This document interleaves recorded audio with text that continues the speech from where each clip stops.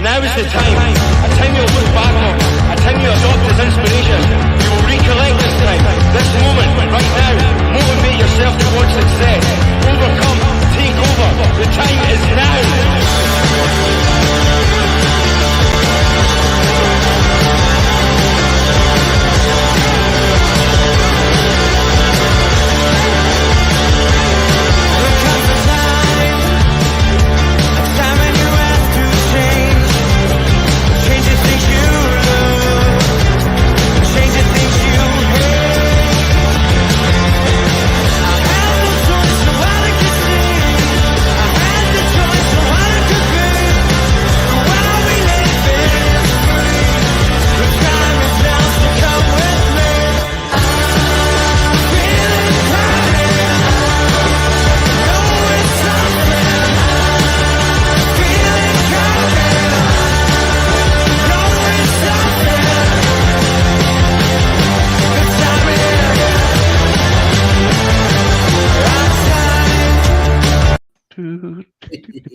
That song just gets better and better.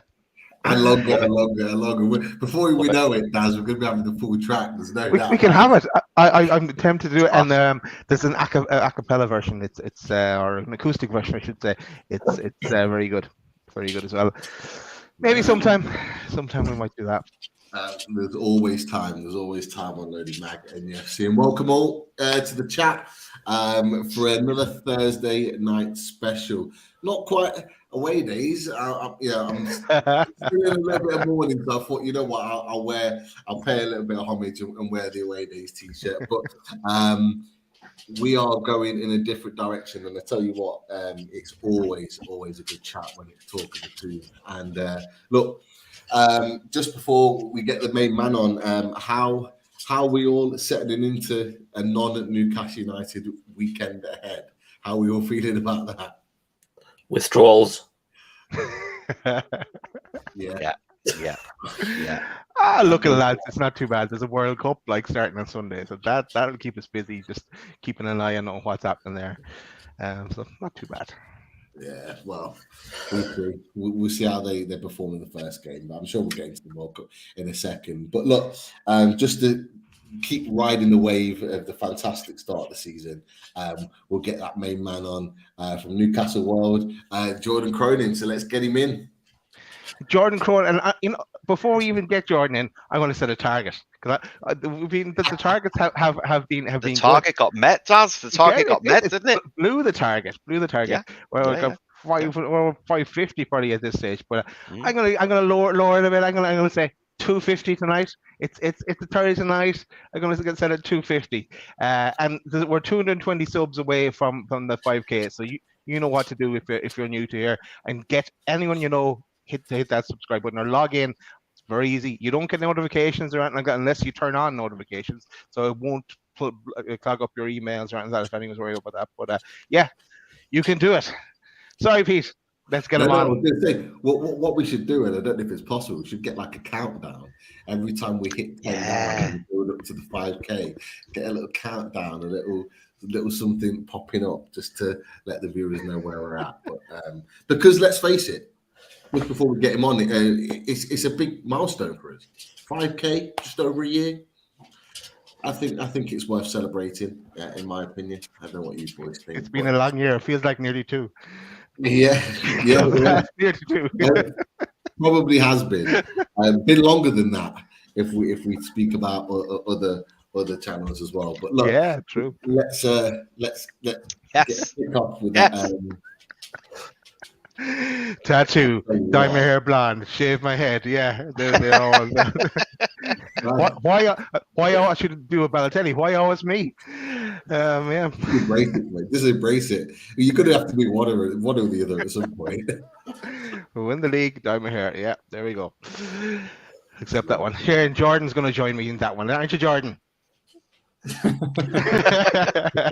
No, if I shave my head, I don't think my hair will grow back. I'll try and keep it for as long as possible. Yeah. Brilliant. Jordan, welcome to the show. Welcome back. Always a pleasure to have you on as part of the Talk of the Toon to get all the lowdown and opinions from yourself and everything Newcastle world. So a pleasure to have you on this evening. How are you in general? It's been a couple of weeks, maybe a few weeks. Yeah. I think we tried for a show last week, didn't we? But it was chock-a block. Nice Geordie saying there, but chock-a block with all the games and press conferences, etc. So I think quite a 5-week break, which isn't great from a journalistic point of view, because we're going to have to find stuff to write about that isn't always Newcastle United related. Maybe have to focus on the World Cup a little bit, but it's going to be a challenging 5 weeks. But look, Newcastle are going into this 5-week World Cup break and third in the Premier League, and there's a lot of positivity right on the back of that. So happy days. I'm doing well. Quite happy with Newcastle doing well as well. So because Newcastle in this job obviously circles around your life. So now they're doing well. Things feel better. I think we asked you when we kind of started this season doing the Talk of the Toon, but I'll ask you again, and I'll link this in with your assessment for the first third of the season. What is it like reporting on Newcastle United this season? What has it been like, certainly in the last 4 or 5 weeks, with everything been going on, the results going our way, third in the table, press conferences, games, the lot. Like, how has it felt for you in that journalistic position? But also, just reflect on us, your assessment on the start of the season so far. Yeah, I mean, it's the same as supporters really, but when the football club's doing well, it just makes life a whole lot better. No one wants to be reporting on a negative club, and obviously for the last sort of 15 years, obviously I haven't done 15 years as a journalist, because I was 15 years ago, I don't know how old I was, but I am certainly too young. But I mean, there's been a lot of negativity around the football club, and this wave of positivity now is sort of like unheard of in my lifetime anyway.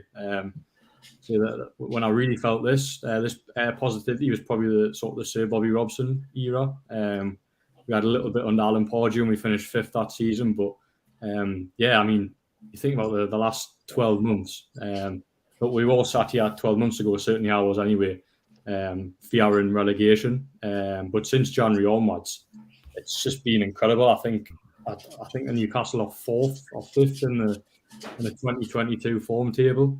And they've only lost once at St James's Park this season. And just when you thought things might dip off from the back end of last season, because obviously they had an incredible run to stay in the Premier League, they then went and done the exact same and carried on that form, which I didn't expect them to do. I thought I thought they'd have a good start of the season, but I don't think anyone imagined sitting third in the Premier League after 15 games heading into that World Cup break, which is, look, it's absolute dreamland, to be honest.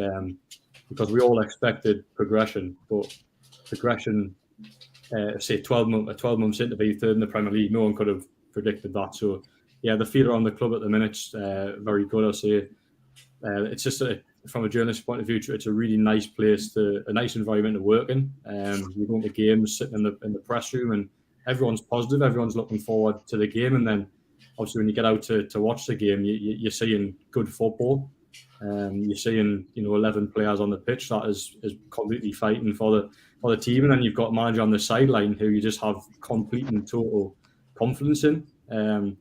You go back to the Steve Bruce era, and Steve Bruce would sort of sit there or stand there on the sideline, not really do much. Had his little coaches buzzing around him, but Eddie Howe was constantly urging his players on, and there's total confidence in that manager. And I've got to say, I can't praise him enough in terms of the job he's done for the football club and how he deals with us as a press pack as well, because you'll all watch his press conferences and they're brilliant.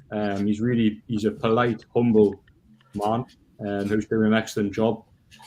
Unfortunately, his predecessor, although he said he was a humble man, wasn't, and picked fights with people. But Eddie Howe, look, I've been victim myself, probably asked him some really crap questions at times, but look, he's polite enough to answer anyway, whereas other managers will probably shoot you down. So, it's been a good learning experience for me personally as well. But yeah, the football club as a whole it's just been amazing. The start of the season, I don't think there's any any words that can sort of sum up the start of the season, really, because as I say, no one predicted this, but yeah, people look at the money spent, which is the big thing I've taken from outsiders. But I say that the start of the last couple of weeks has been that 6 of the outfield starters were actually here pre-takeover. So although Newcastle have spent well and look, the money's helped, this is a Joe Linton and Fabian Scher, Sean Longstaff in recent weeks as well. So yeah, the start's been unbelievable. And the thing for me as well, I think he feels sustainable at the same point as well. Newcastle aren't sitting in the third in the Premier League because it's a fluke. They're sitting there on merit, and that's an exciting thing to hear heading into the second half of the season, because I think they can go on to really special things this season, because it's a really unprecedented season with the World Cup break, and then obviously the fixtures next year. Pep Guardiola has made a good point. I don't know if Newcastle are title challengers, although the table might suggest that. But one thing that works in Newcastle is the fact that they haven't got games, and that could be really important from the second half of the season. See where it takes. With 15 games in, Newcastle have certainly given themselves a very good platform of probably finishing in the top 6 or top 7 this season, which at the start of the season would have been amazing. Wow, that was some record, Jordan. That you've just taken the world record off Liam Kennedy. Congratulations. It was a Liam Kennedy-esque response there. With Daz is absolutely right. But yeah, some really good points. And you know what? There's one point that I want to touch on with the boys as well. Is that actually that those Pep Guardiola comments, and you know what? Klopp's made them earlier on in the season, and there's a few other people in high places in the Premier League that have started to make that connection and started to make those points about Newcastle United being in a title race or certainly being up there challenging. Boys, what do you make of those type of comments when you get the likes of Pep and Klopp and one or two others in those high places making those comments? You know, are they just kind of being positive towards us, or do you think there's a little bit of a little bit of cheekiness, a little bit of shithousery kind of thrown our way? What do you boys think? Richie, I'll start with you. I don't know. I'd like to think it's a compliment for a change. To be fair, we deserve it. We've never, as John said, we've all talked about for months and months and months now. We've had an out about bad shit for the last 15 years. So we're actually playing fantastic football. Pep Guardiola's often said he's always watched Newcastle from afar because of Sir Bobby Robson. Obviously, he said he tried to push through a move back in those days as well. So he's always had a little bit of a soft spot for Newcastle. So I think with him, he's probably more sincere with his comments. If Mourinho would still be in the league, you'd start to think if he was making comments like that, he'd be starting perhaps a bit of a wind up as well. But then again, he had that close connection with Sir Bobby as well. So, he has a soft spot for Newcastle as well. But I think with stuff like Jurgen Klopp, for me, it's more like jealousy, because obviously he hasn't got, they're in the process of potentially selling the club, because FSG have finally realised they're not going to be able to compete with the state-owned clubs.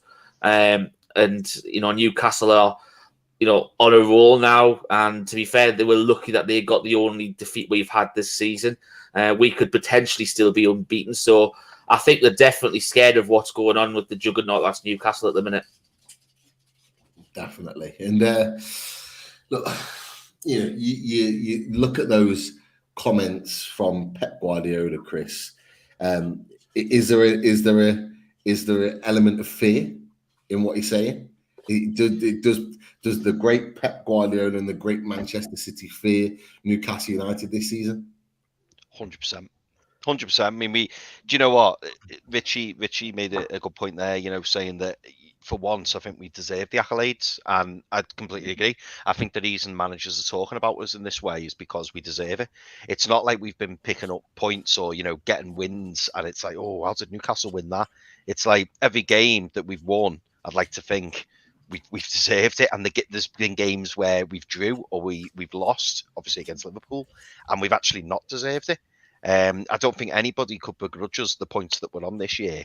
And I don't think anybody, and when I say this year, I purposely use that word because it's been like this since January. Like we, as I think Jordan mentioned earlier on, we're one of the top performing teams this year. And I think there will be some saltiness from managers, but ultimately, they when they say that we're in a title race, we are in a title race. I know it sounds bizarre, but we are. And our performances back that up. I'm not saying we're going to win the title, but we're certainly up there. And we deserve to be. But yeah, I think managers are going to have to start. Well, they're saying it now, and they're going to have to start getting used to saying it, because if we continue in the same vein of form that we're in now, we're gonna be like this for the coming years as well, and it's only going to improve as we've all said. In recent weeks we've spent 211 million. This is just the start. And every other day we're going on Twitter and it's like, oh, new sponsor. It's just like we're only like the snowball's going down the hill, and it's only going to get bigger and bigger and bigger and bigger. And soon you'll find, which will be really bizarre, a season will start and we'll be favourites for the title. And it's just mad to think, but that's how it's going to be. And I can't wait.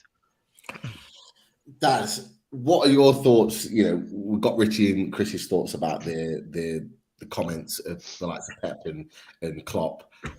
What do you make of those sorts of comments? Do you see it as flattery, or do you see it as a little bit of shithousery? And add another question onto it. Are we in a title race? Well, first of all, they're just covering their arses for when we smash them, so they have it covered then. It is a bit of shithousery, but they do see it was getting better. Even at the end of last season, they saw us getting better, and they do know we're coming. So it's I suppose it is covering their arses, really. I was joking, but it is kind of covering their arses. Are we in the title race? No. I think I've answered this one. This is my third time answering this one now. No, it'd be nice to think we are, but no. Are we in a race for the top four? Yes, I'm accepting that one. But I think, and I said that I think we're definitely going to be in Europe, and it's just which competition we land in. And I just hope we can sneak into the Champions League next year. Daz, can I ask you something?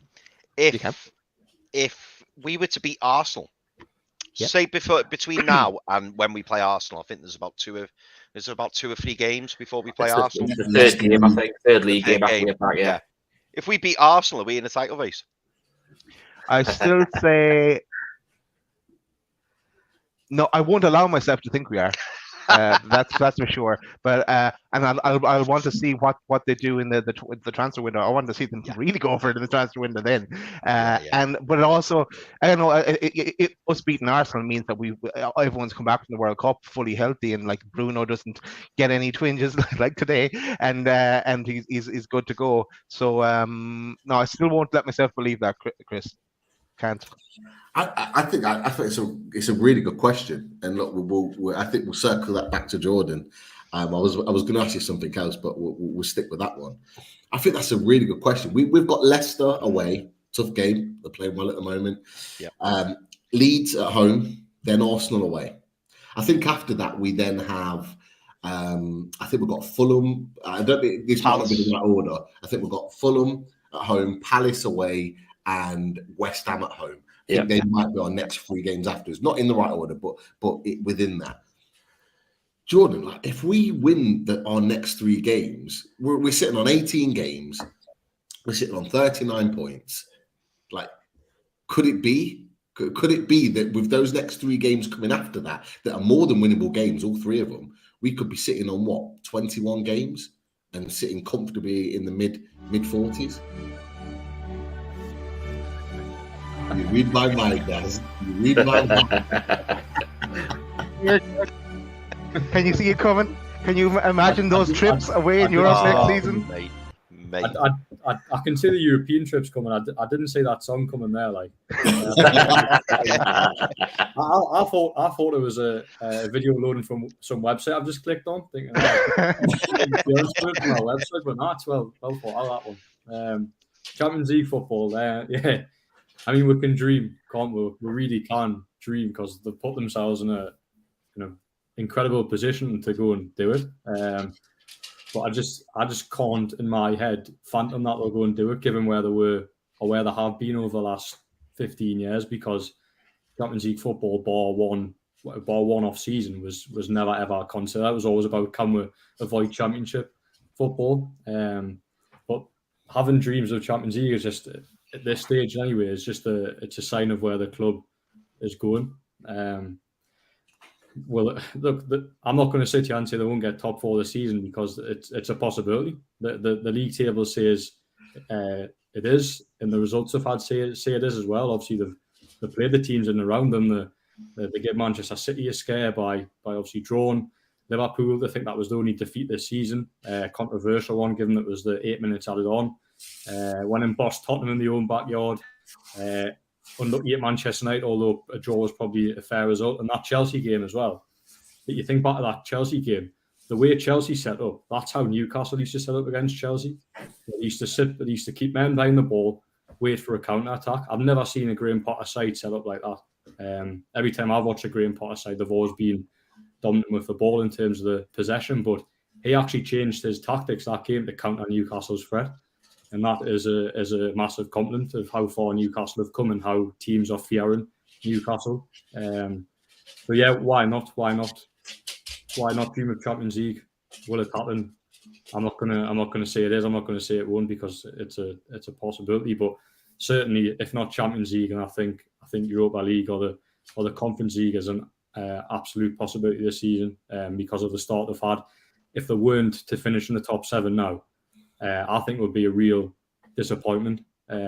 Because if you had said 7th at the start of the season, you would have said, yeah, great position. But because of the start they've had, they would have to go on quite a bad run to drop that low, to drop outside the top 7. So for me, they've got to go and at least finish in the top 7. But top 6 for me probably is the minimum target now, which again is still a great thing to have at the end of the season. Yeah, this is why I think there's an element of me where I want to believe we get top 4. I want to believe we're going to fight for the title, but I think it's that I don't want to feel like I'll be disappointed if we finished 7th, because nobody would have expected us to just be sitting in 7th and be disappointed by it by the end of the season from last season. You look at this league here, from 21 to 22, this is on match week 16 for both seasons, 19th in the league, 10 points. And just look, you look at that transformation over the course of the year. It is crazy, absolutely crazy that we're 20 points better off. It's just mad. And that's all within a year. So if we can do that within a year, there's no reason why we can't carry that on. But I think it's just that feeling of, what if we don't quite make it, and can we continue it on? And I just think that's my kind of fear with that, is that I don't want to feel disappointed, even though it'd be such an amazing achievement, even just to get European football from that perspective. But, Pete, I was just going to say, could you throw that league back up? I was just interested because weirdly, I focused in on Brighton there for some reason, but Brighton are on 21 points and they're 7th, and they were 11th last season at the same point. Yeah, it kind of shows, doesn't it, that there's quite a group of teams there, probably from Liverpool down to Villa, maybe Leicester. There's not much in it, is there? No. There really isn't. Whereas last season, you could already see your top 7. You've got Spurs upwards, haven't you? Maybe West Ham shouldn't have been in there, but you've got City, Liverpool, Chelsea, Man United, Arsenal, Spurs. So the top 6 is already formed 13 games in, bar West Ham. Yeah, I mean, now. Go for it. Yeah. Now it's like it just shows the inconsistency of some clubs this season, doesn't it? And even looking at Fulham on 19 points. Yeah, they've had a great start, just been promoted. Yeah. I thought they would have been a shoo-in to be down there. And you look at some of the other teams. You look at Wolves, for example, 21 points this time last year, bottom of the league this year. West Ham, look at West Ham where they were. 28 4th in the table. Sorry about this, Lawless. I'm sure you're watching, but look at it now, and they are in a relegation battle. But it's like you said, I think after Man United, there is that huge clutch of teams all the way down to kind of like Leicester maybe, maybe even throw Bournemouth in there. They've got some results recently. It's all out there. And whilst those teams are battling with each other, if we can just continue to be consistent and pick up results against teams you'd expect us to beat, there is a chance. There is a chance of us being successful. Which brings me on to another point. And I just want to give a shout out. It was a couple of days ago now, but happy birthday to Mad Dog Tyndall. We absolutely love him on the sidelines. Absolute legend. He had his birthday a couple of days ago. And of course, yesterday, along with a very happy anniversary for Mr. Hall and his wife, Lisa. Hope you had a good day. It was great, Bruno's birthday as well. It was. It was almost like you planned it, Chris. Yeah, I know. I said that to my wife. I said that in my tweet. I come running down the stairs. I was like, guess what? She was like, what? I said, it's Bruno's birthday today. Our wedding anniversary, Bruno's birthday. I was buzzing. She was equally delighted. Of course. Did she remind you it was your anniversary? So to say, Chris, was that after the slap when you walked outside and said, yeah. And then you went, oh, shit, it's our anniversary too. Love it. But speaking of Bruno, Jordan, you did have me worried the other day. You did, because when this popped up and then you tweeted something out, and the video wasn't a pleasant sight for a minute or so. There was talk, for those that can read that, you'll see that there was a little bit of a concern with regards to Bruno Guimaraes. But you had some better news for us, Jordan, that he was actually okay. Which brings me to my next point. We have a number of players at the World Cup, some of our top level players. Is there a fear, or should there be a fear for us as Newcastle fans that there could be a potential injury that we might get over the World Cup? And would that necessarily derail us? Would that stop us from dreaming of, fighting for the top four? Could that bring us down the table slightly because we have then big players missing? Yeah, so I mean, there's two key players for me that I'd be extremely worried if they went and got injured, and it would be Kieran Trippier and Bruno Guimaraes. Possibly Fabian Schär as well, because him and Sven Botman complement each other quite well in terms of playing out from the back. But yeah, massive concern if any of them players were to get injured, because I think we've seen during Newcastle's worst run this season, when they kept drawing games, it was when Bruno wasn't in the team and wasn't up to full speed. I think back to that Palace game, and the Palace game at home, and they didn't have him in the squad. There was the Bournemouth game at home as well. Obviously, they drew both them games, and they struggled to break teams down. And Bruno is crucial in breaking teams down. Even when you think Bruno is having a quiet game, he's always quietly affecting things. So to lose him would be a big problem. Kieran Trippier as well. Like I said this the other day, I can't remember, I was speaking to him now, but I knew Kieran Trippier was good, but I didn't know he was this good. He must be playing the best football he's career at Newcastle, because we talk about Bruno being crucial, but a lot of play comes through Kieran Trippier as well. I think he's attacking stats or creative stats are up there with likes of Kevin De Bruyne in the Premier League, which is incredible when you think he plays right back. But that's because the Eddie Howe system allows Kieran Trippier to get forward. It's quite interesting the way it works at times with Dan Burn as a left back. He actually tucks in as a third centre half at times with Botman and Schär, and obviously Kieran Trippier bombs on. But he's just he's incredible. He's the best right back I've seen at Newcastle. And to be fair, thinking to past players, we've had some really good players at right back, like sort of Warren Barton, etc., who sticks out, but I don't think he comes close to Kieran Trippier, given how influential he is. Incredible player. It's just a shame that he isn't sort of 10 years younger as well, because I would love to see him here forever. He's 32, I think. So yeah. Look, he could go on to play at the top level for a lot longer. But you're looking at someone at 33 and you think, or 32, sorry, and you're thinking, he's probably only got a few years left at the top level. But I've seen Bruno and Trippier will be the main ones for me. But it's quite an unusual feeling, this, because when we go into World Cups and European Championships, Newcastle don't have to often have players to worry about, do they, in terms of injuries. I think it's 6 players at the World Cup. So yeah, from a World Cup point of view, you want England to do well. You want Brazil to do well because of Bruno, but there's always that sort of thinking in the back of your head, that a selfishness in the back of your head, thinking, oh God, I hope they don't get injured, because it could have a knock-on effect at Newcastle as well. But I mean, Newcastle this season have proven they can cope without key players at times. Obviously, Alan St. Maxim's been out for a long period of time, Alexander Isak as well. But I just think if you take Bruno and Trippier out, then it's you take away two big players. So they're the ones that we should be watching out for. But look, touch wood that they get through okay, and we can continue the Champions League charge after the World Cup break. Yeah, I hope so.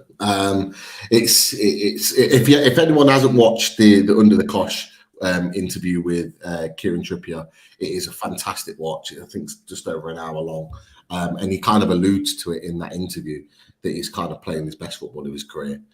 He talks about his time at Tottenham, Atletico Madrid, Newcastle. It's a really, really good interview, and he's pulling up massive trees with regards to that. But with that in mind, Richie, like Jordan's mentioned his kind of concerns. I've mentioned my concerns. You to be fair, you put it on our chat around the same time. The incident with Bruno Guimaraes. Would you be worried with him going into a World Cup? Kieran Trippier, Callum Wilson. Would you be worried with any of them going into World Cup and potentially getting injured? And could it, in your mind, derail what's been a fantastic start to the season? Potentially, because obviously they've been key components to the success of their team over the first half of the season. You saw, we did okay towards the second half of last season, but you've seen the difference that Trippier makes. That leader on the leader on the pitch, the organisation of the back four. Talking to the people in front of him as well. They just look so much more solid. You've got to look at the moment. If something happened to Trippier, you're pretty much relying on Manquillo to come in, which is you're already under only back up at the minute, because obviously Kraft's still a long-term injury. With Bruno, I think you saw briefly this season when he missed a couple of games. You just don't look potentially creative sometimes in the midfield. Yes, you've got a lot of workhorses in there and people who can get back box to box. And when you've got, say, Joe Linton, you've got Longstaff and Willock, but you haven't got that creative spark that can just, he still sees a pass that the others don't. So yeah, I'd be really concerned about if Bruno got injured. Whereas Wilson and Pope, it's more of a different sort of thing, because with them, it's how much minutes are they actually going to get. You realistically can't see Wilson getting many minutes unless something really drastically happens to Harry Kane. And with regards Nick Pope, the only chance realistically of him playing is if Jordan Pickford does something rash, which we know he can do. He could probably get sent off or something like that. But yeah, I think Bruno and Trips, anything happens to those, we're going to be really, really concerned. I think if you look at, obviously Fab Shaw's away as well, but it depends on how far will they get in the tournament. With them, it's they probably get out of the group stage, but then it's how far they go, how deep they go after that. So with Shaw, you might have a few weeks of a little bit of recovery for him when he gets back. Whereas potentially with the England lads and Bruno, you've got people who are possibly going down to the last few days of the tournament. So they're not going to have much of a break. I think realistically, you turn around that the Bournemouth game in the Carabao Cup, they're probably not going to be involved in that. They're probably going to have that week off just to recharge the batteries a little bit, have a bit light training, go through game plans and stuff like that for the Leicester game the following week on the weekend, because that's more important than what that is. And to be fair, we should still be beating Bournemouth anyway. We were unlucky not to do it at home. It was probably the one performance I think we've had at home realistically this year where we weren't ourselves. It was probably an average performance by Newcastle. Do you know what I mean? We didn't take the chances that we had. I know Joe Linton hit the woodwork in that game, but obviously they hit us on the counter, and after that, and obviously we luckily got the penalty through Isak to equalise, but we couldn't go on and find a winner. So we're sort of like all them one a little bit as well. So, but yeah, Trippier, Bruno, they're the two that I've been really, really concerned about. And as you said, when that article came out yesterday, and it looked as though it was injured, you're just like, oh no, here we go.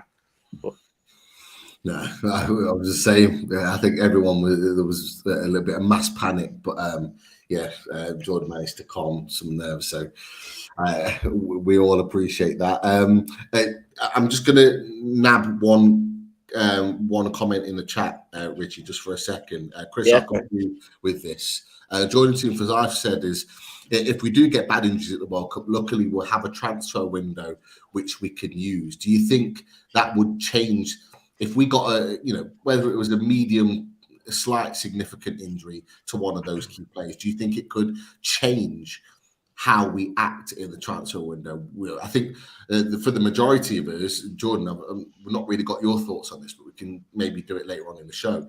We've kind of said, maybe 2-3 players, 2 quality players, maybe a loan, maybe a couple of loans in there. Do you think maybe, Chris, that will force us to act and get a player in now to maintain what we're already doing? Yeah, I think so, Pete. Yeah, I think we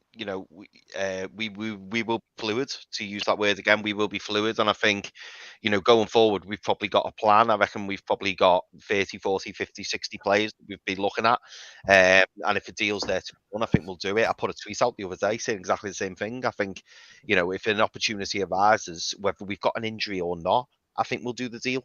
You were talking yesterday with Sean Casey, weren't you, Pete, and the lads? You were saying about if we've got a few players who are approaching like the latter stages of the career. We were just saying about Kieran Trippier, for example. I think if there's an opportunity to do a deal, we will. We'll probably maybe push the button if we do get the odd nasty injury. But don't forget, we've got a few players coming back from long-term injury as well, such as Isak, such as Shelby. They're going to be, massive pluses for us as well. But I think if we get an injury, I think we may assess it. But in my heart of heart, I think we're going to bring in at least 2, maybe 3. Originally, I was thinking maybe 1 or 2, but yeah, I think it could be 2 or 3 now, because this January transfer window is going to be like no other.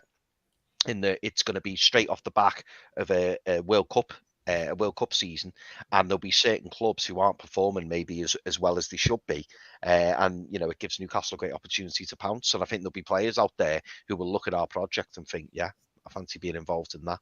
And plus, not to mention as well, the owners will be looking and thinking we're third. So on Christmas Day, we're all going to be sat having our Christmas Day meals, Newcastle third, and there'll be, the owners and Eddie Howe and the management team will all be looking and thinking, do you know what? If we add another 2 or 3 players to this squad, can we sustain that position? Can we, or can, God forbid, can we kick on? Can we kick on even more?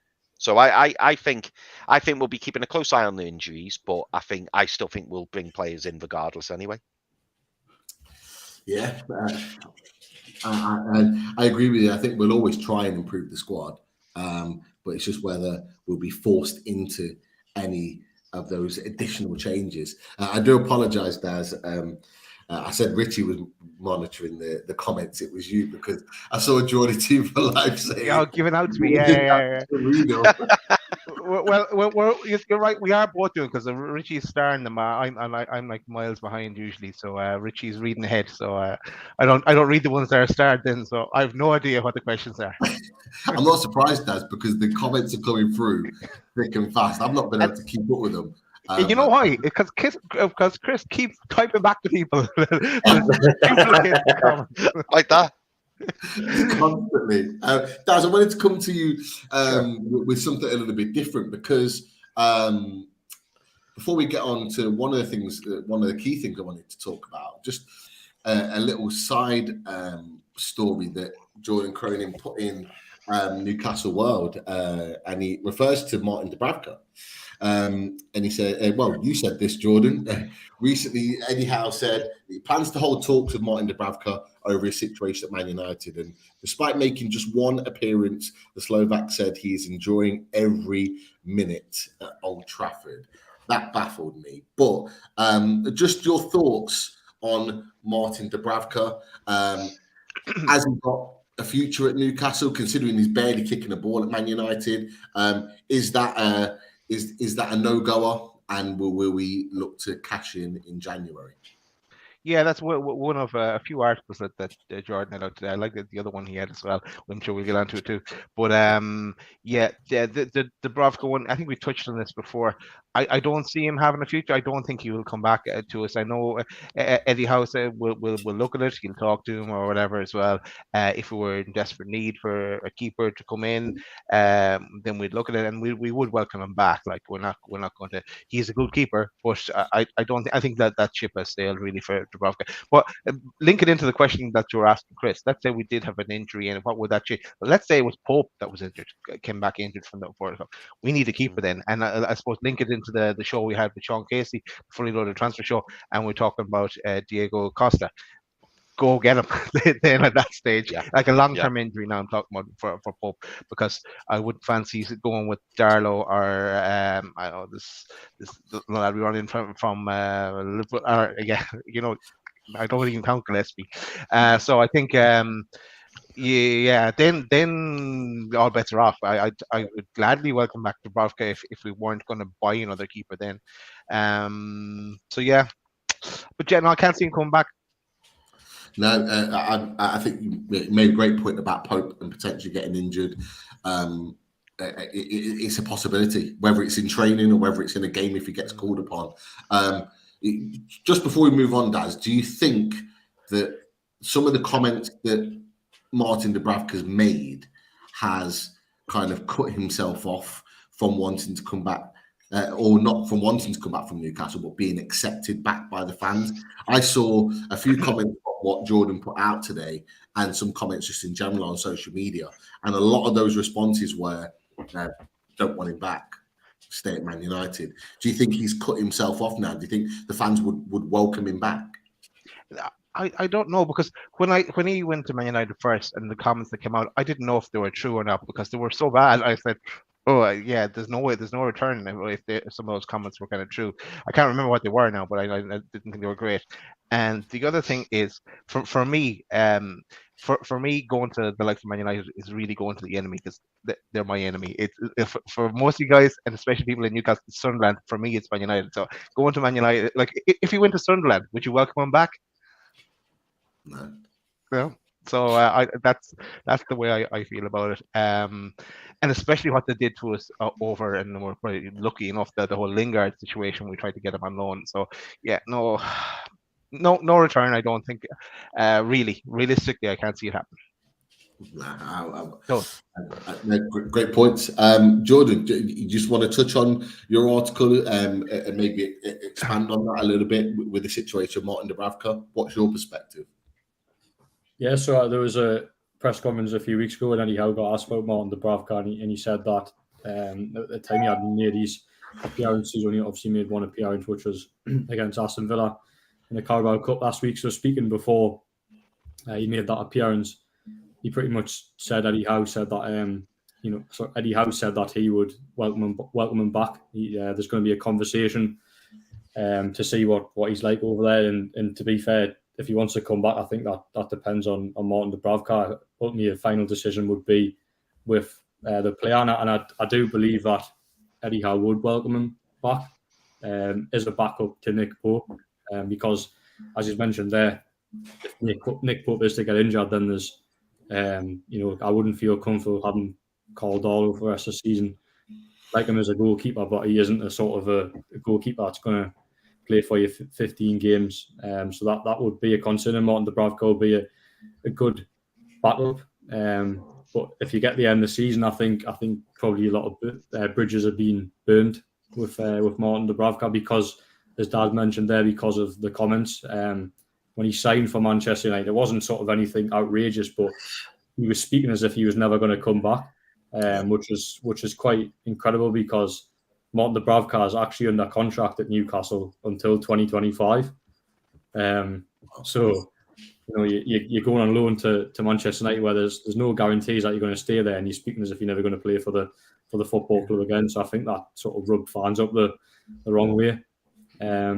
But there is a recall option in January for Dubravka as well, which is worth remembering as well. So if Newcastle want to recall him, or Martin Dubravka feels like he wants to come back because of the situation at Manchester United, then Newcastle might well do it. But it's completely up to the player if he wants to come back or not in January. But I think judging off the comments that I wrote today from Martin Dubravka after Aston Villa game, he's quite happy to sit at Manchester United, play third fiddle to David De Gea, and maybe play 2 more games before the end of the season in the Carabao Cup.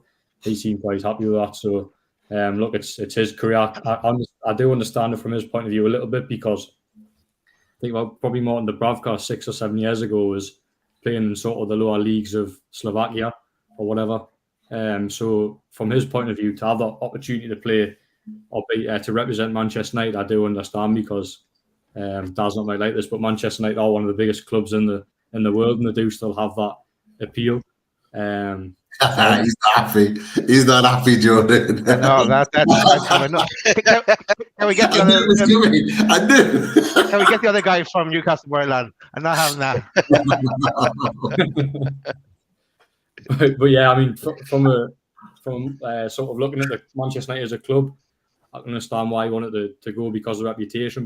But from a footballing point of view and a career point of view and a playing point of view, it made no sense. So, as I say, it probably bridges burnt with the fan base, Newcastle fan base. Maybe not with Eddie Howe yet. Could maybe play a part in the second half of the season. But come the end of the season, I think he will be out the door. I don't think Newcastle are going to keep him on the books. He'll find a move in the summer if Manchester United don't activate. I think it's a £6 million permanent clause at the end of the season. I don't know if Manchester United will do that. They might do, but it just seems a waste from the Dubravka's point of view, because I think they've got Tom Heaton there as well, and I think they've got a younger goalkeeper as well. I think he's called Nathan Bishops, I think, off the top of my head. So, I mean, it makes no career sense to be at Manchester United for Martin Dubravka, but clearly for him, he's quite happy there, playing next to no games. Yeah, let him crack on. I've just looked at the starred comments and questions. There's like 35. Rich has been on rapid fire tonight with that. It's great because there has been, I've seen that every so often, just questions flash up. So we'll get them into Jordan. But there was just one topic that post them to you, Jordan.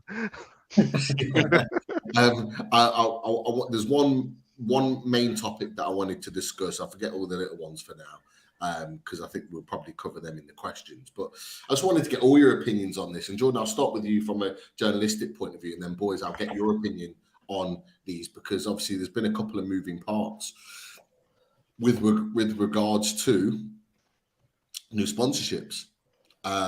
So Newcastle and Monster Energy Drink have formed a new drinks partnership with the club, and of course it's been anticipated through social media for a long time now, ever since the takeover happened, that Newcastle United partner with Saudia ahead of the Riyadh-based warm weather training camp.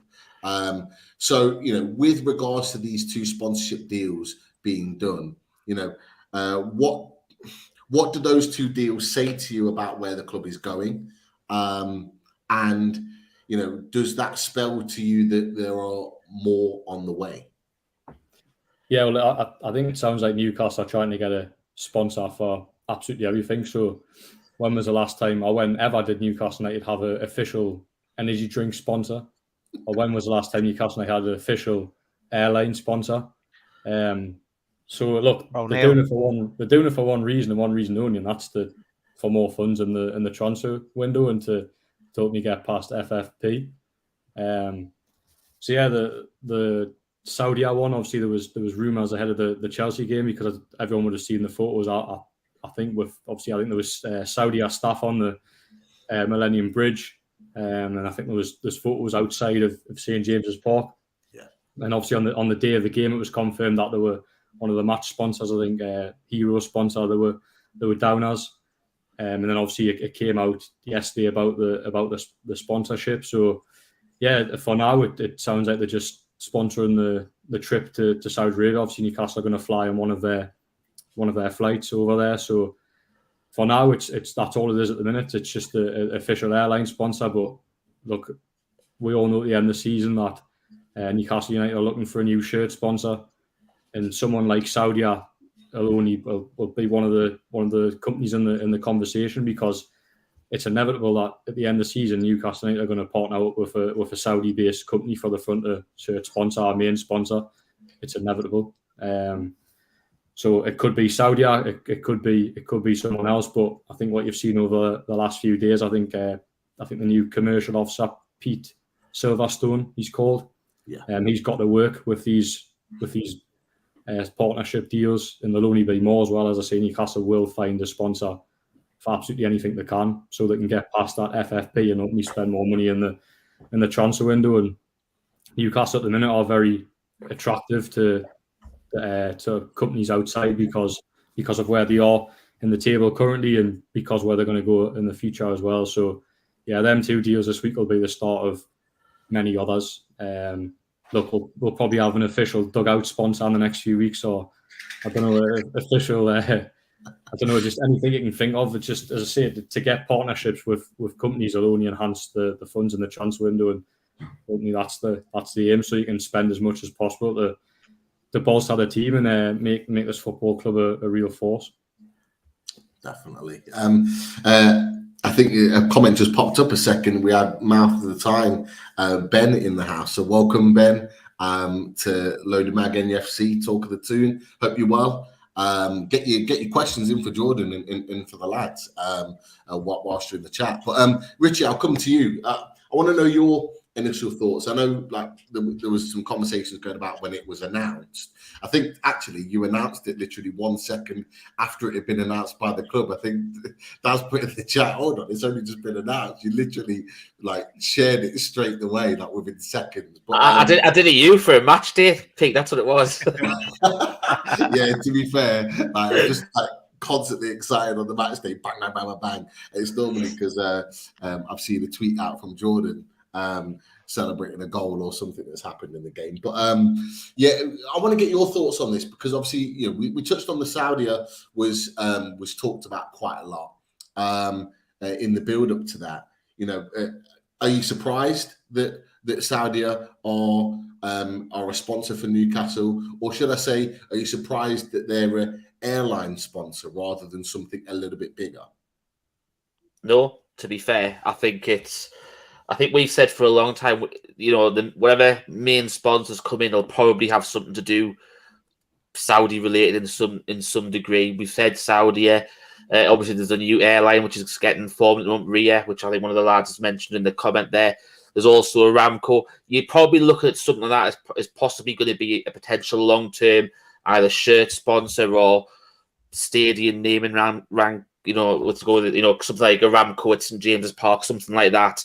They wouldn't change it to the Aramco. Do you know what I mean? They'd still incorporate St James's. They've always said that they'd speak to the fans. And to be fair, the fans would never really want to lose the St James's Park in the title. I know all Newcastle fans would still call it St James's Park, but it's they've said if it was to increase the income coming into the club, then fans would be willing, to potentially, to do it, allow it, sort of thing. But I think what you've got to think, bear in mind is, you look at Monster. They're used to being part of winning teams. They really came to the fore when they started sponsoring like Valentino Rossi in MotoGP, who was a world champion for years. So that's a reputable brand. But what you're going to start doing now is you're going to see a lot of other people, like you look at Liverpool, will have that Nivea brand where they have all the Nivea face creams. You're going to see all this sort of things to get extra. Well. Yeah, well, that's it. Well, I don't think that was more, the Gillette one was more like Raheem Sterling direct. I'm thinking like more club ones directly. You see the Nivea one where it's mainly Liverpool, and it says you'll start seeing that, and it's how creative they can get to get any little bit of extra money into the club. As Jordan's already said, You know, they'll probably have an official toothpaste sponsor when they go on these trips as well. So you might see Colgate and there's other brands that are available as well. But do you know what I mean? But do you know what? I couldn't care less if there was an official toothpaste sponsor or whatever. Do you know what I mean? If it was bringing extra money at the club, it would be class. But no, I think the it doesn't disappoint me about the airlines slightly, because you've got to expect it. You look at Arsenal have got the Emirates, Man City have got the Etihad. They've got the airlines incorporated somewhere, whether it be Saudi or whether it be the Riyadh, because obviously Riyadh is meant to be the new international one. Saudi is going to be potentially more domestic. But the other interesting thing about the Saudi one is for being the official plane sponsor for this tour is it was. I think it might have been Sean Casey that actually brought this point up on the other day. It's good that the Premier League have actually approved an associated sponsor. They said that they would have to go through everything and make sure, dot the I's, cross the T's sort of thing. They've now had one passed, a Saudi-based sponsor passed. So that means they now know what it's like to get them passed if they want to do it going forward, long-term, rather than just a short-term deal. So, they can't be said that, well, it's associated to PIF or whatever, or to the Saudi Arabia state, etc. These are going to be legitimate sponsors going forward, in line with what the other people have got, like Etihad, Emirates, etc. So it's very clever little sponsor, just to tick a few little boxes going forward as well. They've set a precedent now, haven't they? Yeah, they have, because they can't then point the finger and say, "Oh no, you can't have that, but you can have this," because, like you said, they are in a line with each other now, and they've accepted the deal.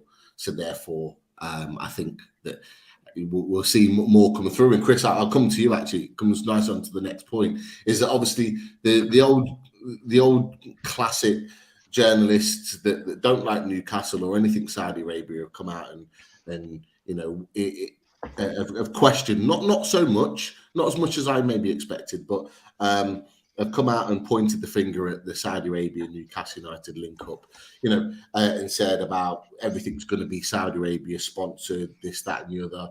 This is going to just be one of many. Should we as Newcastle fans be bothered about the fact that sponsors from Saudi Arabia or companies from Saudi Arabia want to sponsor Newcastle United? Should it be a concern for Newcastle United fans, or should we be embracing it? I want to get your thoughts on that. Do you know what? I wouldn't want to be closed off from other sponsors, but I think the fact that we're getting sponsors from Saudi Arabia shouldn't really come as a surprise. And you're absolutely right. I think we should embrace it, because at the end of the day, we are, 80% owned by Saudi Arabian wealth fund. So it's to be expected. And we saw that this season, with the fair kit. That kind of thing is to be expected. And it annoys me that other clubs criticize, or certain journalists will emphasize the fact, going to Saudi Arabia, what a surprise. But it's like, you've got clubs who are American owned, you've got clubs who are Russian owned, Chinese owned, and naturally they're going to want to promote it in their own country, and they're going to want to use sponsors from their own country. So that makes absolute sense to me. And I think, unfortunately, people will hide behind the fact that, if we were taken over by a Saudi Arabian company, and let's say they had, a tiny percent of the percentage of wealth that they've got, do you think they'd all be kicking off as they are? I don't think they would. If we were like the 10th richest club in the Premier League, would anyone be saying anything? I don't think they would. I think it's purely because of the vast amount of wealth they've got, and the fact that they know that it was always, oh, let's laugh at Newcastle, and Newcastle think they're a big club and they're rubbish, and they haven't won anything in 69 years or whatever the time is. Sorry, no, it's 53 years, isn't it? It's just, I don't know. For me, I think we'll have to get used to it as a club. I haven't got a problem with it. And I think, like you've rightly said, Pete, we've just got to embrace it. And, going forwards, I think if we start to have sponsors from all over the globe in relation to all different things, that's good. It's not just that we're solely focusing on Saudi Arabia, because that's not what it's about. But when there is links to Saudi Arabia, people have just got to accept it, because they own 80% of our club. So that's how it's going to be. But I don't have an issue with it. Yeah, personally, I don't have an issue with it. There are some that are calling that we should be sticking with or embracing some of our local sponsors. One or two have mentioned Newcastle Brown Ale. Why not bring them back in? Could there be a way of bringing them back in? As the likes of Newcastle Brown Ale, I know that we had Northern Rock under the Sir Bobby Robson years as one of our sponsors, but could there be a way in which we could mix the sponsors? But first of all, I want to get your thoughts on the sponsorships just in general. What are your initial thoughts about it? Are you happy? Were you expecting a little bit more? Happy with the sponsorships that are coming in and that they'll keep coming in. It's all to improve us, and it's we said before, it's from the Ashley area. There's something that they never maximized to the full potential. I don't think the likes of Newcastle Brown Ale will come back in again. I think we're gone bigger now than that, and I suppose that's for the good. That could be a minor sponsor in something, but I can't see front of shirt sponsor or anything like that. We've gone a different track now, but yeah, happy with the sponsorship overall. Before I answer any more, I just want to give a shout out to two things, because I want to say to Andy B, thank you for the sticker, Andy B, for the super sticker, and also there was a donation there earlier as well from Mark Lee. Thanks, Mark Lee, for the donation. Cheers, and Mark. anyone, I see there's 242 people watching live, make sure if you're not subscribed, hit the subscribe button on our march to 5k, where we were 220 away from that. And also for this video, we want to try and get, I think it's 250 likes. So yeah, make sure you hit that like button. Now, Lisa and Paulie G and Simon and Keith are rounding up the troops there, trying to get everyone to hit the like button. So if you could do that on your way out or now, just do it. It's simple. That was it for my answer, I think. Oh, yeah. Sorry, Daz, I didn't hear you finish. Sorry. No, go ahead, Richie. No, I'll just go what Pete was going on about, like local sponsors and stuff like that. You might get stuff like, obviously you mentioned Newcastle Brown Ale and stuff like that. You might be able to get where you wouldn't see them like as in shirt sponsors or something like that, but you might have them as in, one of the partnered drinks provided by the catering inside the ground or something like that. Like Johnny Two Life, how about Greg's? You could have them in the foyer rather than your hot dogs. You could have Greg's in there. Do you know what I mean? They'd probably go down wonders with the ground sort of thing. So there's ways about it in doing it and stuff. But the other thing that always makes me laugh as well, and then Chris brought this up before, was everyone was took the make about the third shirt, the white shirt, everyone being Saudi. It's a Saudi shirt, but everybody missed the fact that the away shirt is the Saudi tail fin on the airlines, the blue and gold. Everybody seems to be getting it. Newcastle fans, not even every Newcastle fan knows that, but there's a lot of people miss it and don't pick up on it. And these links are going to continue going forward. We mentioned the Chelsea away shirt a few years ago. It was the white, red, and blue with Russia, but you didn't see them all getting cold over calls when all the Russians were doing the poisons down in the south of the country about 4 or 5 years ago, and it was a similar type that had that. Do you know what I mean? So it's just because of what our deal was and everything. That's why we were going to get it. And as Man City fans have said before, it's going to happen, and you're going to have to get used to it.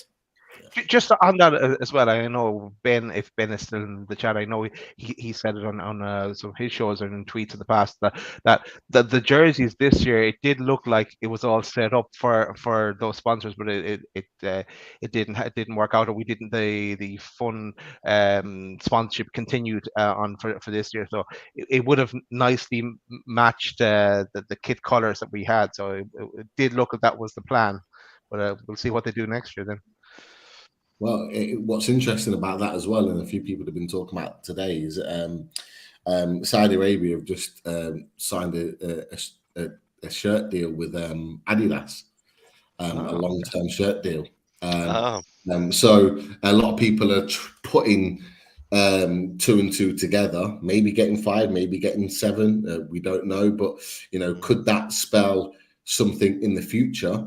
In that, if Saudi Arabia are going to have signed a long-term deal, a shirt deal with Adidas, is that something that could be quickly agreed with Newcastle, going into the next season, particularly And we documented it quite well in the summer with the issues and the problems we've had with Castore in the build-up in the summer into the season. Jordan, what's your thoughts on that? Yeah, I mean, just going to the Castore point, we discussed it in the summer at length, and they haven't been able to deal with the demand of Newcastle United fans wanting shirts. And there is a possibility that Newcastle will explore sort of an early exit from the Castore deal, because it was only last summer that they obviously came to the club. It went down as a multi-year deal, which we're not sure how long that is. But there's certainly scope to try and get Castore out early and maybe go back to that sentimental feeling of having a Adidas on the shirt, because obviously we all remember Adidas from the sort of the entertainers years where they sponsored the brown ale kit. So having Adidas back would be brilliant. And obviously, it's something that the fan base would be quite happy with as well. In terms of other sponsors as well, you mentioned the. I've completely gone blank here. What we're talking about? We're talking about the Newcastle United. I went down the wrong way in my mind there.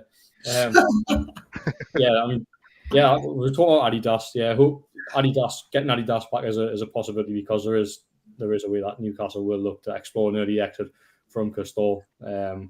Obviously, in terms of the shirt sponsor, you mentioned earlier about getting local businesses in, but for me, it's whoever pays the most money now as well, because this football club wants to be going to the top. So I think I've seen a comment before, there's not really much room for sentimental value at this stage. It'll be good to get the local businesses in on certain areas, as mentioned there before, potential sort of drinks sponsor as well. But Newcastle United are on the up, and they need money coming in. And Saudi Arabia is an area I do that. I think because of the owners, naturally Newcastle will do Saudi deals. But one thing that Darren Neals mentioned when I spoke a few weeks ago as well was the fact that Saudi Arabia was an untapped area.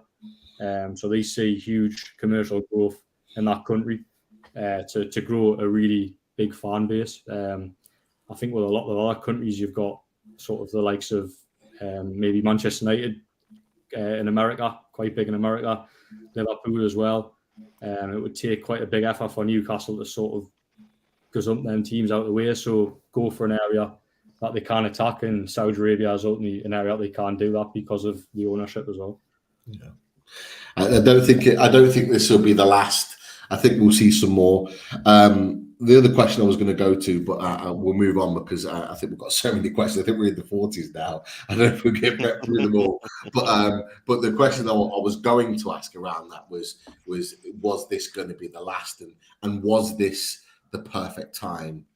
I think it was, in order to get these deals done, where all the conversation is about Qatar and the World Cup and not about Newcastle United. So you won't see the regulars jumping on as hard. You see the sponsorship deals have come out this week. There has been some comments, but not to the level that there has been about anything else Newcastle United, because everyone's focused on Qatar and the World Cup. For me, it was the perfect time to kind of put that out there and get the sponsorships, and I don't think it'll be the last. But someone mentioned Silverstone at Arsenal. He was very, very good. And Jordan, you alluded to it. There'll be sponsors. I think it might have been, it was either Jordan or Richie mentioned it about sponsorships for everything. There'll be sponsorships all over the place for anything you can possibly get. And Silverstone was a big part of that. And it's no surprise that in the few weeks that he's been at the club, we've already secured 2 deals, and it'll be 2 of many, I think, moving forward. But someone mentioned in there, I think it was Keith Moore mentioned, why don't we sponsor Newcastle United? Well, it's a potential conflict of interest there, isn't it, lads? No. They should be sponsoring us. We should be the Loaded Mag NUFC, the official podcast for Newcastle United Football Club. Has a nice ring to it. It does. Yeah. It Well, we've does. already turned down one offer. And there's a fella that's after buying a football stadium, and he gets a club for free with that. We're not going anywhere near this fella. No, never want to see him again. But is there a bit of a story there, Jordan? What, the return of Mike Ashley? Return to Mike Ashley, yeah, to No, football. we're all talking about stadium rights. Mike Ashley might come back next year and buy all the Sports Direct Arena. Jesus Christ. Yeah, I mean, Yeah, Mike Ashley made his return to football. I say return to football, kind of return to football. Obviously, bought the Coventry Building Society Arena. I think I've got that right, which is obviously the home of Coventry City and Wasp Rugby Club as well. So, yeah, he's got hold of the stadium. I think there's a possibility that, you know, in the next few months or whatever, he might look to secure a takeover of Coventry City, because he'll have a big say over the commercial things that happen at the stadium. So yeah, looks like Mike Ashley's trying to wingle his way back in, but as long as he stays away from, which I'm sure he will stay away from, Newcastle, and it's not our business. Yeah, I'll be honest. I'm surprised that he's brought a club that Hairy Hands Richard Keys supports, because Richard Keys was the one reason why he didn't get his takeover in 2020, with all of his negative spins and all the rest of it, and calling out Ashley in the club. And now he goes and buys Richard Keys' supported club in Coventry. Maybe he's doing it to prove a point. Who knows? But yeah, who cares? Let him get on with it. Let him crack on. Look, loads of questions. Richie's been starring them. Let's go. Let's try and brave through these as quickly. Richie, go first. Right, I'll try and go through as quick as I can. Right, Tom Dixon straight away. Jordan, do you expect Newcastle to go and get James Maddison January, or do you reckon they'll wait till the summer? Yeah, I mean, Madison's one on the agenda, and would be an incredible signing. Obviously, there was interest there in the summer. They had 2 bids turned down, and there was encouragement from somewhere to go and bid for the player. I think if you're James Maddison now, when you're looking at what Newcastle are doing, then I think the prospect of coming here becomes a lot more exciting, because Leicester, although have improved in recent weeks, have sort of been on the fall recently, sort of starting to climb back. But I think James Maddison, the way he's playing as well, has probably played himself into a January move. So yeah, want to keep an eye on. Obviously, he's on England duty at the minute with Nick Pope, Kieran Trippier, and Callum Wilson as well. So you see the picture? Yeah, I know. Yeah, so. It got me wound up, that one. Wilson and Maddison coming off the England plane together. The picture went straight out on socials, and it did get me excited a little bit that he's if anyone's going to be putting a word in, it's going to be Wilson and Trippier in his ear. That is for sure. But yeah. Did you see the other thing where he does an Ashley Cole, where there's a team photo and he's standing back from everybody else? Madison, no? Yeah, pretty funny.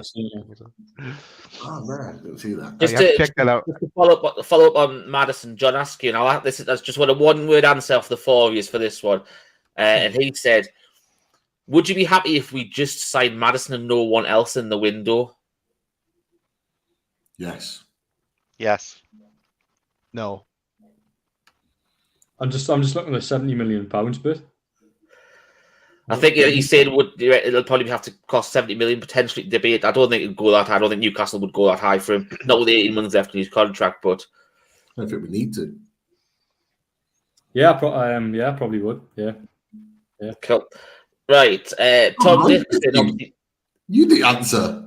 There you go. Hands down, now it doesn't need to be answered. Of course, I'd be happy with it. Obviously, someone we discussed the other night on the show on Tuesday, Maxwell Perone. Have you had any more news on that at all, Jordan? Yeah, it's I feel like I want to fully load transfer show here. There was other questions further. I'll just get the transfer ones done first. But momentum's gathering with that one. There's definite interest there. I know the player has been watched in person as well. A young, I think I don't know his age, but he's below the 20s anyway. So a young player. you talk about building for the future, and he would fit in perfectly.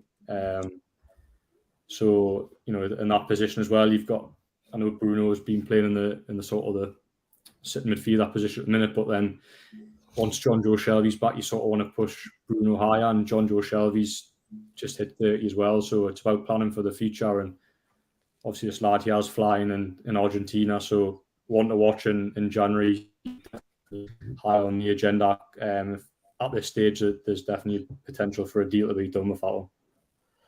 Jordan, a follow-on question there. Who do you think we would sign if you were to put your hat on one that we might sign in January? There's just a guess, an estimate. Pick one. He throws on the bus to that question there, Dazzler. Yeah, no problem, Jordan. I honestly don't know. Like it's every single. So you've got your usual sort of suspects, and the name like you mentioned there, James Maddison. He'll come back into the conversation, but it's really difficult at the minute to imagine a Newcastle strengthen because, and this is being sort of blindsided by the current form. So where do Newcastle actually need to strengthen at this moment in time? Because the start 11 they've got at the minute's flying. If you had asked me that question pre-Miguel Almiron form, I would have said in the summer, I would have said that absolutely need a wide forward. But then Miguel Almiron is, and it's a cliche, but it's almost been like a new signing because of obviously the goals he scored and the form. So yeah, it's really difficult to say who they'll sign and where they'll strengthen. Obviously, they've got a lot of fringe players who, like Sir Jacob Murphy, has done excellent, is doing a good job for the club, but isn't up to Premier League standards. So it's about maybe getting players in out the door and bringing in fringe players that are better and players that can challenge for a start 11 spot. So it's just about the opportunities in the transfer window. If a deal comes up that Newcastle thing's right for them and they can do that deal right then they'll go and do it. But no, I'm gonna have to dodge a question. I can't give you any specific names because I don't know. No problem.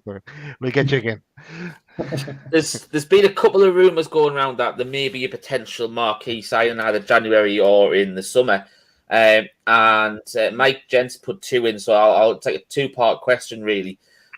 He mentioned that Sean Casey put a tweet out earlier today about João Felix of Atletico Madrid potentially being our marquee signing in January. But he also wants to flip it back to us and say, question to the panel, who would you want our January marquee signing to be? His would be Neymar Jr. So I'll start with you first, Jordan. We'll go clockwise.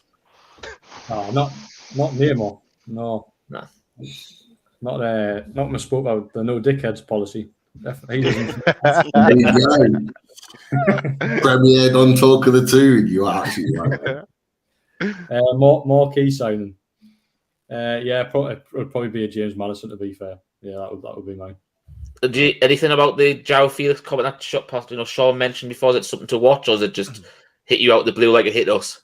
Yeah, no idea. I know there was interest there under Bruce Bazzali. I think there was trying to get him on loan. I know. Yeah, it's quite. Bruce. Is it? I'm not thinking the wrong person. There was a guy at Real Madrid. Probably Felix the cat, more like.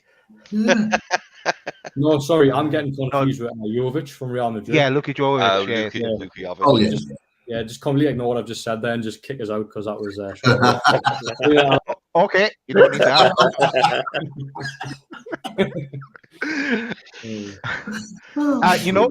Just on that question about the guy from Atletico Madrid there, Felix. I think where that's coming from is that didn't Sean say to us that an agency was. He said that he was potentially speaking to Dan Ashford, and if you look at that list of players, he's on that list. So under that company, so that's potentially how that's all shaping out there. But it's true or not is another question.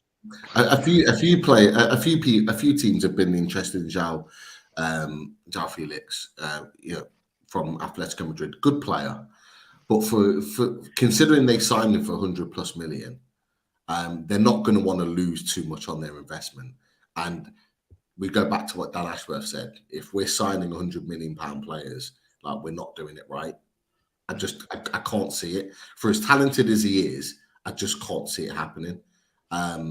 And I can't see Simeone going, yeah, okay, you can go on loan to Newcastle. 100 million's worth of talent. Yeah, okay, you can go on loan. You know what I mean? They're not Barcelona. They're not struggling financially. I just can't see that. I think someone like Maddison would be a marquee signing for me. I just can't see past that. And it's a position that we actually need to strengthen. And he can play in more than one position. But that's just me. Chris? Do you know what? I'm fully on the James Maddison train now. Like, if you'd have asked me before the start of the season, I'd have said Moussa Diaby, and I think I have said Moussa Diaby. But now, looking at the team and looking at, as it's been really good seeing Joe Willock, come up with a couple of goals in the last couple of games, like absolutely fantastic. But like, if we had James Maddison in that position, if we had the midfield of Bruno, J7 and Maddison, I think we could take the world on. So yeah, I'm fully on the James Maddison train now. And I think if you're picking him up as well, with him only having 18 months left on his contract, I think if you pick him up for 30-40 million, it's a no-brainer. Daz? Yeah, I'm not going to answer, but I'm going to give my answer towards Pete, because I don't think I can bear being on the show with Pete. If Madison doesn't rock up by transfer deadline day on the 31st of January, he'd be unbearable to be with me, because he's hard, well and truly set on Madison. And if he does, what a show that would be when we celebrate that arrival. So yeah, I'll give my vote to Pete for Madison. I think probably it'll be Maddison as well. The other one that I've always liked, and we've discussed it numerous times, haven't we, Pete, is Moussa Diaby. It's just, as Jordan mentioned, though, it's the resurgence of Miggy so far this season. It really sort of showcases that there isn't that potential need to do it now, if needs be. You could probably wait till the summer for that sort of deal, perhaps get a better deal financially. If they're doing that, and obviously hopefully we'll be able to offer Champions League football going forward, something on that sort of thing. So for definite, rather than potentially, but even if he came in January, it would be a good one, because obviously he can help us potentially achieve that. So go on to the next couple of transfer ones before we change tact on that one. Let's have a look, where else was it? Right, Yano's put in, given Wilson's poor injury record, do you think we need another alternative to Isak? Could we revisit Pedro, who at 21 is a similar style of player?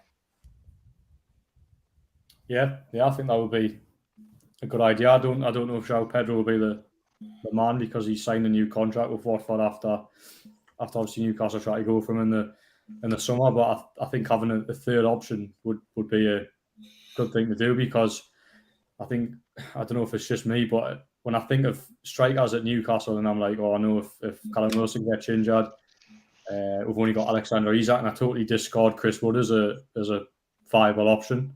Look at that. That's awful. That is awful attitude to have, Jordan. I cannot believe. I will not stand for that. I agree with you 100%. 100%. Love it, Daz. That's brilliant. I'll be nice about Chris Wood. I think he's really. I've spoken to him actually. He's a really, really nice bloke when you interview him. So it's a shame he isn't very good playing wise. But no, he's done a job for the club. He came in, and obviously in January, and helped keep the club in the Premier League. But now you've seen the likes of Wilson come back, because obviously Wilson at the time was out for a long period of time. You almost realise sort of how limited Chris Wood is. God bless. He saw he was trying to press the Chelsea defence on Saturday, and you could see the effort was there. Lots of hard work with him. You can't fault his work ethic, but just in terms of that final quality up front, Chris Wood hasn't got it. So yeah, to answer the question, I think exploring a younger option to Isak and Wilson would be a good idea. And if an opportunity comes up to sign someone that fits the bill, then I'm sure Newcastle will look into it. Okay, let's have a look. There was another couple on the transfer to round it off. This was an interesting one. Where was it? John Askew. lads, Eddie has made it clear no discussions have occurred regarding the transfer window. Is he bluffing? Yes, he always is. Yes, absolutely bluffing. Same as he bluffs with his team news as well. Doesn't anyone know the latest injury news? So yeah, he's bluffing. Of course, they've looked at options. You'll have an idea of who he wants to sign in January, or the players on his list. There's no doubt about that. It's probably just about sort of fine tuning it. So that'll happen during the break. I'm sure they'll be ready to go on January 1st. Okay. Just a light-hearted question here from Mike Gent. Question for the panel. Who would you give the Shithousery Award to so far this season? Wilson and Tyndall gets it from him. John? That's a great question. Tyndall's a brilliant one to say. I'm trying to think of someone different. Shithouse. I love that saying, shithouse. Love that. Jamal Lascelles might give him a run for the money off Saturday when he was with Cucurella towards the end, wasn't he? Yeah. Dan Burns one actually, but I'm gonna agree with Mike, and I'm gonna go with Jason Tyndall, because Eddie Howe's like the cool sort of calm figure on the touchline, and Jason Tyndall just does all the shouting, gets in scraps with like the opposition bench and something. So Jason Tyndall for me. What a guy. I'm going to go someone different. I was going to say J7, but I'm going to say Shar and all the acting he does. Jordan, that's a question for you. Actually, I have another question for you as well, linked into a conversation. But I forgot about that. But yeah, it's just that when Shar gets injured, he or even gets a touch, he does stay down a bit, and he does kind of play for a bit of time. What's your thoughts on that? Do you think he does that? We had a debate on a rival channel, not a rival, our partners in collaboration in the Toon review, and we all thought Loaded Mag all thought that he does a bit of acting there, and I actually said that he should go be an actor after he finishes football. But what's your thoughts? Yeah, I mean it's funny you mention that, because I always joke with Liam and Don, who sit either side of me at the match. And you always say, from a Newcastle United player ratings, always say, I write a pre-match, I say, recovered from an early knock. Always a fabulous player. It always looks like he's took a bang to the head or whatever, he's tweaked his hamstring, or he's tweaked his foot, and he's hobbling around, and he goes off the pitch, the physio comes on, whatever, treats him, he hobbles back on, and then plays 90 minutes. So, yeah, it's funny, it was last year, last season, the back end last season, there was so many games where he took a blow early doors and ended up carrying on. So yeah, he's a contender for the shit house as well, I suppose. Yeah. He went for the record on Saturday though, didn't he? Was in the first 30 seconds, wasn't it? Yeah, he did. That's what I mean. Yeah, so it is funny because there'll be one of these days where he isn't actually fit to continue, and I'm saying he's doing that thing again where he's pretending he's injured. But it's he likes the physio to come on, have a look at him. Looks like he's injured, and then carries on for the fun. Do you think we've noticed more shithousery from Shah because Maxi hasn't been playing? Yeah. That's it. We miss Maxi for that, don't we? With the little. A follow-up question, Jordan. How badly concussed would you be if you gave Chris Wood a rating of 9 last week for the Chelsea game? He's fucking on it now. I personally gave him a 6.5. I know you gave him a 6, but a 9. Do you know what? So much for just getting this rekindling this collaboration, Daz. You just shot it in the foot now, haven't you? No, it's not even a crack. Oh dear. Giving Chris Wood a 9, that must be a joke. You think? Daz is clipping that now. He's clipping it. I'm clipping it. You might see that again on Sunday night. Yeah, I better feel we will now. Chris, who's your shithousery award for, mate? Oh, it's got to be Shah. It's got to be Fabian Shah for me. I love Mad Dog on the sidelines, but yeah, Fabian Shah for me. I think he always takes one for the team. Like he will, I wouldn't say feigns injury, but if something happens, he'll go to the floor. I mean, to back up, John, I don't know whether you saw it, but yeah, on the Toon review, when we were on the channel, the lads, we always have a bit of different opinions and stuff, and it's great because we all get to talk about it. But they were just like, they were saying, "Oh, how can you say that Fabian Schär's always down?" And it's like, because he is always down. He does it all the time. But some of it will be genuine. There's no doubt about it. But he does do it quite a lot. But we all like it as Newcastle fans, and if it gives us an extra, couple of minutes to, get our breaths back and whatever, I think it's a good thing. But yeah, I'd say Fabian Schär. Yeah, I love him. I just think he's great. Pete? Yeah, I could quite easily go Fabian Schär. Wilson is in there. I'm going to go Nick Pope.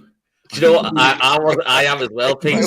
You know what, Richie? He does it under the radar, and he is like, he got his yellow card against Chelsea, and like he puts the ball down, walks over to Schär just to check he's okay, and he's just winding down the clock. He did it against Liverpool quite a bit, to be fair. Yeah, he did. At Anfield, and I think he just does it, and he does it in such a discreet way that we don't even notice it as fans. So I'm going to give him the undercover shithousery award, Nick Pope. Yeah, I love him. I think he's brilliant. Yeah, I've got it. Like examples like the Chelsea game of the day where it was like stoppage time, and he could have easily just picked the ball up and he just let it trickle past the post. It must have been good about 1 mile an hour the ball, but he just thought, no, I'll waste 10 seconds by letting it go out, then have to go and retrieve the ball. Yeah. But it's stuff like you've seen like loads of foreign goalkeepers do it in the past where they catch the ball and then just fall down to the ground on it. Do you know what I mean? And even Nick Pope's doing it. And the amount of times he's doing it now, it's just class. Do you know what I mean? I just laugh every time I see him do it. It's just class on that one. Before we move on to the next question, I just want to give a big shout out to our mate Tampa Toon for the donation. Much appreciated, Tampa Toon.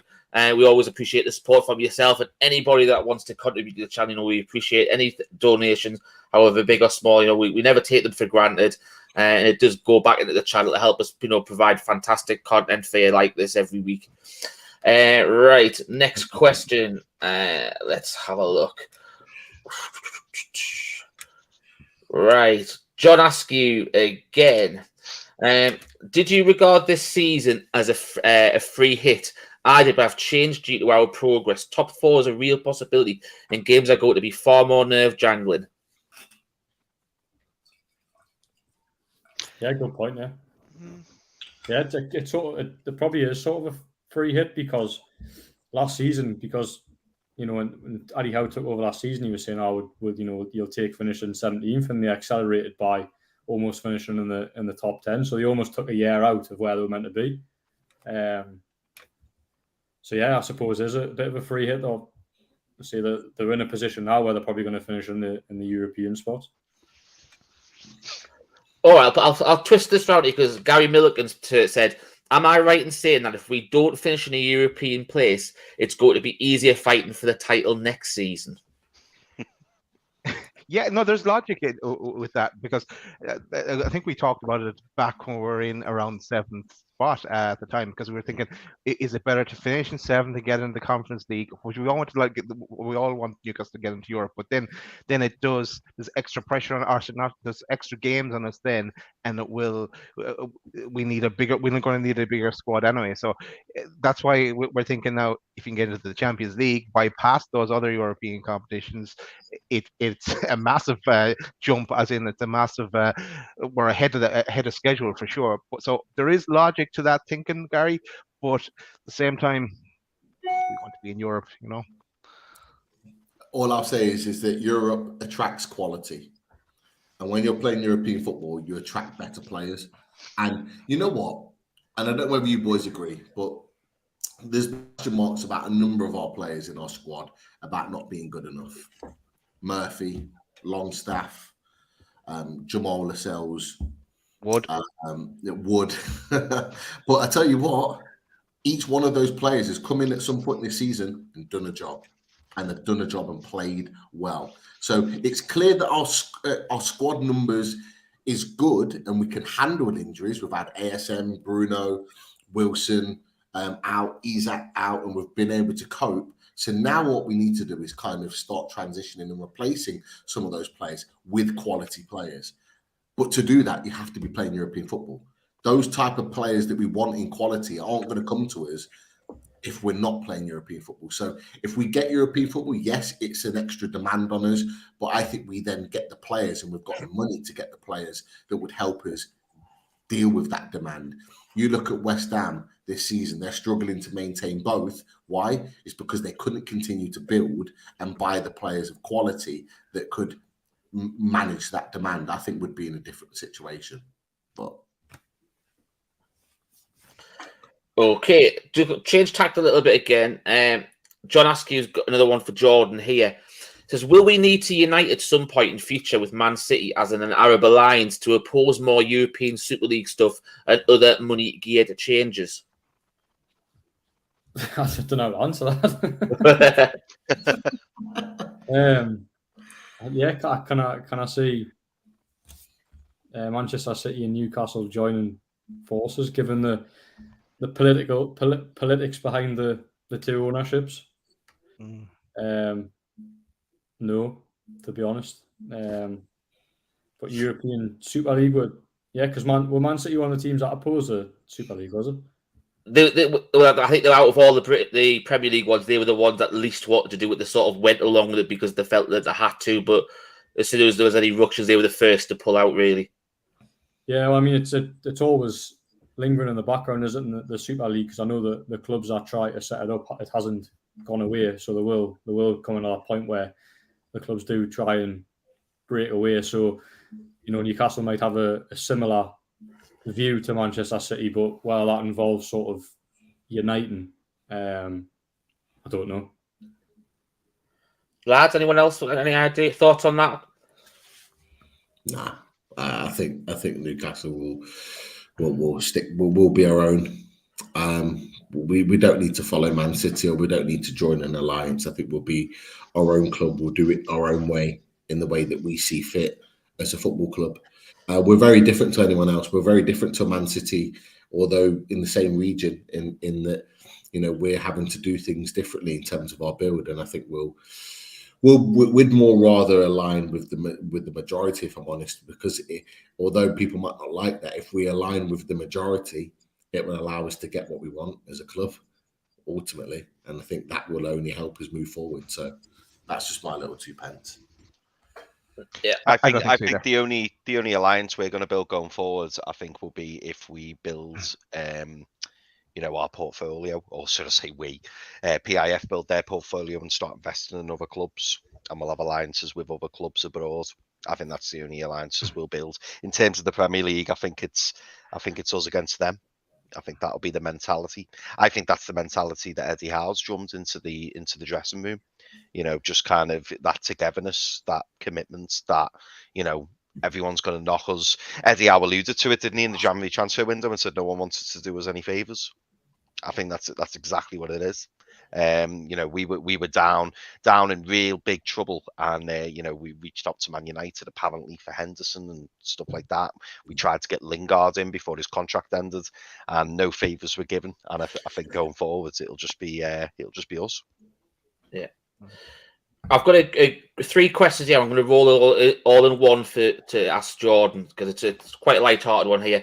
So first of all, Mike wants to know, are you off to Saudi Arabia for the training camp? Like, obviously you went away pre-season to Austria and stuff like that. But also Lisa and Simon want to know regards to press conferences. Obviously, if you do go, no doubt you'll be doing some while you're there. Lisa wanted to know, when you do the press conferences with Eddie Howe, are there any questions that you're not allowed to ask, or any questions that you're encouraged to ask? And Simon wants to know, is the reason why you only ask one question at the press conference, is that the limit? Yeah, so first question, I'm hoping to go to Saudi Arabia. I'm just waiting for it to be hopefully signed off. So hopefully... You're trying to get it over the line, Liam? Liam. I'll tell you what. I meant through Liam. I was saying, hopefully Liam will get it over. No, he's trying to tag along with Adam P, man. Yeah, so it's got to be signed off by someone higher up the company, given the the finances involved. So still waiting to hear on that one, but I am hoping to be there. The second question by Lisa was about questions and press conferences. You can ask what you want, but I'm always sort of cautious of asking a question that may annoy the manager or the press officer as well, which obviously it sort of impacts your relationship with a club. I've asked a question about the Bravka early on the season and got shot down by Eddie Howe. So I've been very cautious of what I've asked him since then. But you can ask what he wants, and to be fair, you can ask him anything really.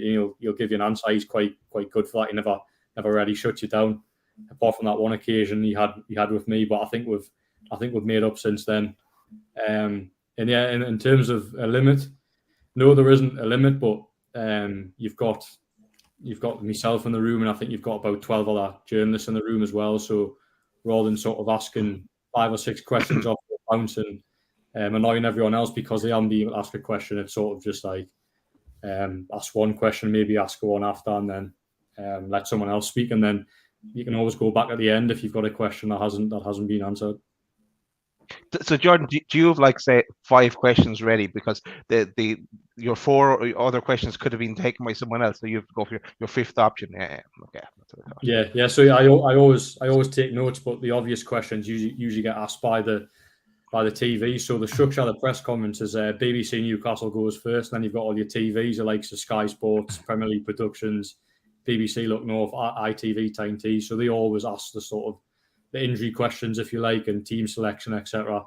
And then it's up to the written press to probably get a little bit more creative. But the nationals do that for me. I just straight in with my question. Love it. I'm cautious of the time, obviously, it's an hour and 41 minutes into the show here. So I know there's loads of questions, and we always appreciate all the questions. We try to get through as many as we can. But there's a really good talking point here from John Askew, and you put it at the start of the job. I thought it was a good one to close on because, obviously, I don't know if anybody saw the Tyneside Life video on the weekend after the Chelsea game regards the trouble after the game into the Leazes stand. And John Askew just wanted to say, lads, there's a problem at the back of the Leazes after home games. A minority are giving the Toon Army a bad name. Should away fans be held in for 50 minutes after in the stadium after the games? Now, I know the clubs do that, full stop, but obviously me and Pete have been sat in the Leazes in recent weeks. Obviously, I was at Chelsea, Man City, Forest, and you were obviously there for the Everton game. Obviously, I've noticed a slight shift. I know there's a bit more of a singing corner up there as well to try and obviously get the atmosphere.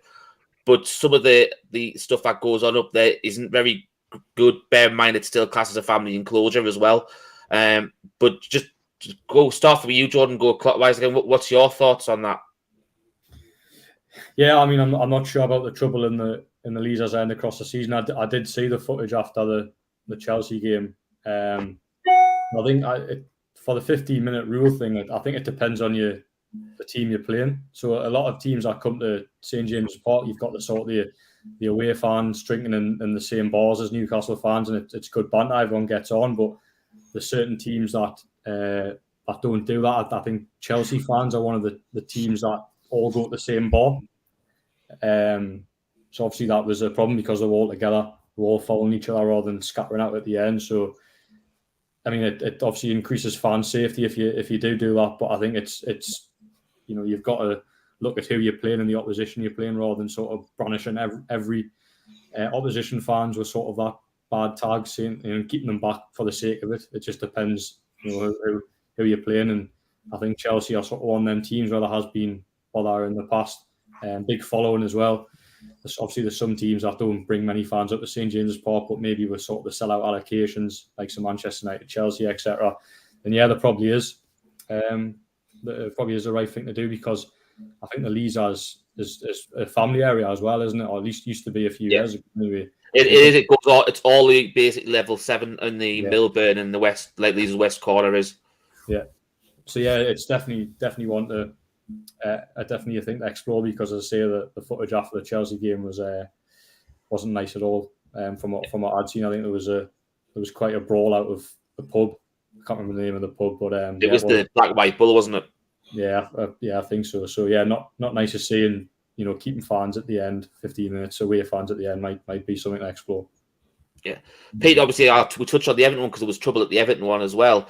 I don't know whether you've noticed when you've been up in that corner as well, obviously, for being family inclusion, there's a lot of adults that tend to go by themselves. Bear in mind, obviously, when you buy the ticket to it and you go on the website, you've actually got to buy an under 16 ticket as well for, a junior as well. So I'm intrigued to see how some of these people are actually getting the tickets, because there is so many adults just sitting by themselves. There's no kids with them.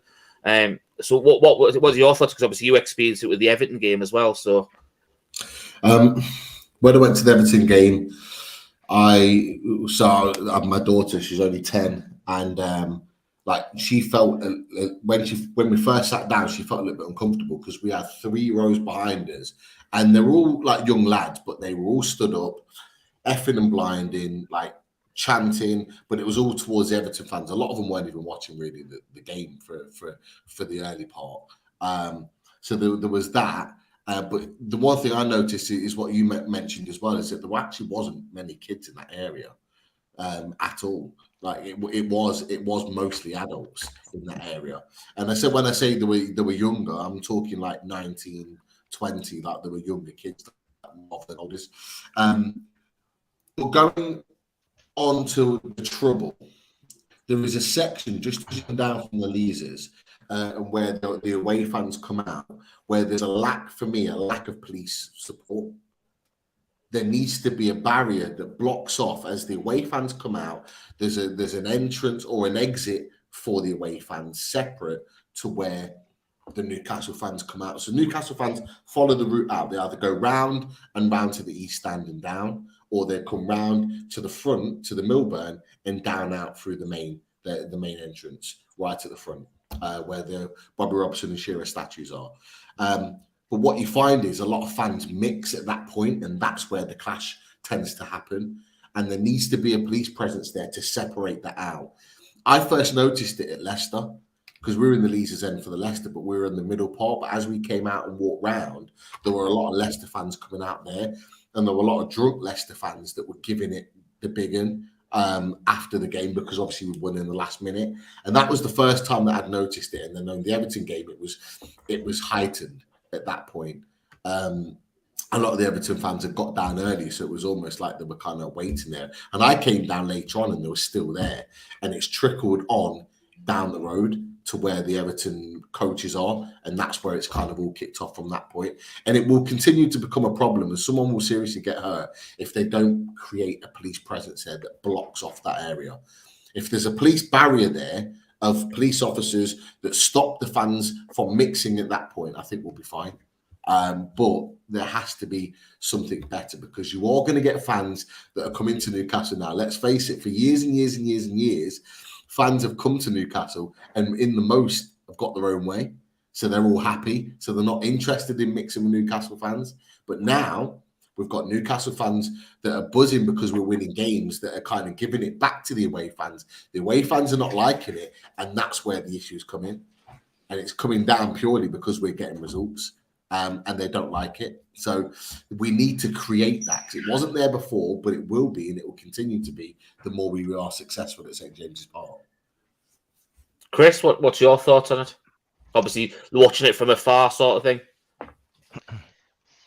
I don't know. I think it's an ongoing problem, and I don't think it's just us that have got that problem. I think numerous clubs have got it. How you manage it, it's like the impossible question, isn't it? I mean, I know people say, keeping them in. Keeping them in the stadium till it all filters off, but unfortunately people will always find a way. Could that potentially make it worse, where people all congregate knowing they've just got to wait 15 minutes and then they'll all come out at the same time? It's a tough one. It really is. I wanted to touch actually on and I don't know what your lads' thoughts are on this, but I'm always shocked, when I go on away days, I'm always shocked by how young the fan base is on the away days trips. Like, I'd say the average age in the Newcastle away end is probably early mid-20s, maybe. And I always think to myself, how do you get these tickets? Like, it baffles me. I always wonder, because I would just assume that it kind of be the old guard. So there'd be a lot of people there, who have been following the club for years and years and years. And they continue to get the away tickets, but it's all these young lads, and I feel like asking them and going, how do you get these tickets? Because it's nearly always the same faces as well. So unless the tickets are passed down or something, I don't know. But does anyone know? Because like I say, it's such a young fan base in the away end. It's unreal. I'd say they're passed down, and it's probably the people at that age probably they don't have as many commitments or ties that they're able to go off for the day on the pitch watching the game or whatever they want to do. But I imagine it's handed down from generation to generation. Well, you got to remember as well, if these lads are in their late teens, early 20s, and they've been going to the game since they were like 5 with their parents, and they've had a season ticket for that long, that's 15 years of having a season ticket. So effectively, your points could build up purely from that. Yeah. And if they've been going home and away with their parents as young kids, and then as they've got older, they've started to branch out and go with their mates, they actually could be really, really high up on the points, which means they could qualify week in, week out. So although they're young, if they've been going from a young age, they're now at the point where they're actually at the top of the tree in terms of points related, and they've been going. But you are right. There is such a young, such a young kind of congregation of fans, in the away end, week to week basis. It is something that I've noticed as well. Yeah, that's it for all the questions from me, Pete. So it's over to you, mate. No, well, look, Jordan, we're only meant to do an hour. We've done an hour and 50. I appreciate you taking the time to stay on with us. But you know what? There's some fantastic questions and so much to talk about, even though we're in a World Cup season now with regards to Newcastle. There's so many things that we could have touched on tonight. But I really, really appreciate you taking the time to come and join us. And I'm sure you'll be back again at some point before January, before it all kicks off again and all the links and all the rest of it start coming out, and we'll be talking transfers. But yeah, massive thanks to you, Jordan, and I'm sure everyone in the chat appreciates it as well, because you've answered the questions so well, and so many of them. Yeah, no, pleasure, lads. Always enjoy coming on, especially in positive times as well. Definitely. A lot of positivity around the football club, and obviously that shows on these shows as well. Makes my life easier, and probably makes your lives easier as well, doing these shows. The fact that we've actually finally got a positive, happy football club to talk about, rather than one that was going nowhere under Mike Ashley. So no, pleasure, lads. Thanks for having us as always. It's much appreciated. Always welcome, mate. Just before we wrap up with the sponsors, just tell us where we can find you. We've got your link up here. Sorry, Richie, a second. All right, that's right. We've got your link here to the website, but just tell us a little bit about where you're working and where we can find you on socials.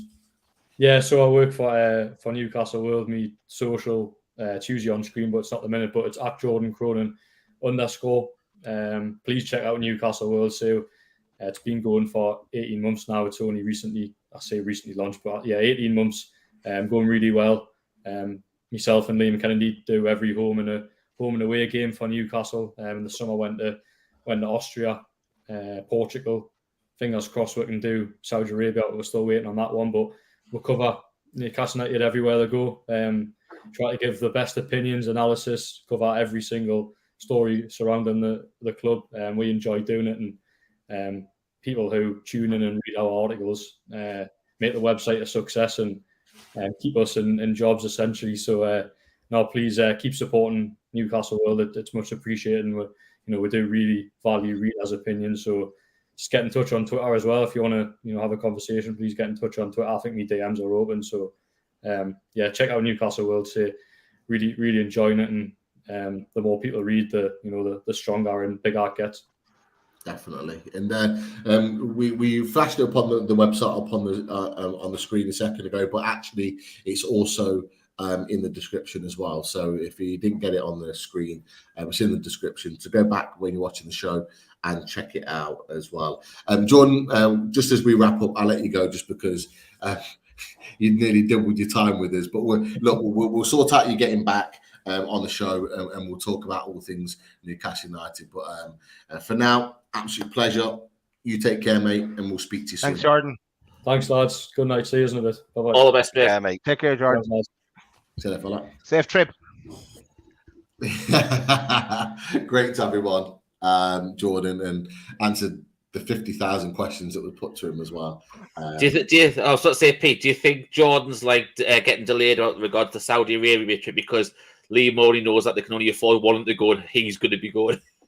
Oh, for sure. Liam was at the front of the queue for that one. They're waiting on whether they can get a second. But no, a suitcase big enough for Jordan there. Definitely. It's whether his partner will allow him to go. Yeah, he's already had a holiday this year over at Austria, living the life. Whether he'll be able to go to Saudi, I'm not sure. But no, it's great to have him on. And Jordan, he knows his stuff, and he always embraces the questions from the chat. And the questions from the chat were just brilliant tonight. Really, really good questions that have made it a really good show and a really good debate. So this is what we do on Loaded Mag NUFC. So thank you all for your support. And of course, I don't know who wants to do the sponsors. I'm not.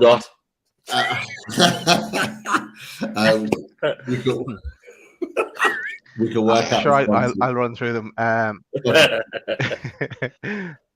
Right, let's give a shout out to. Is it Thai bands? Sorry? Is it Russell? One second, I just actually want.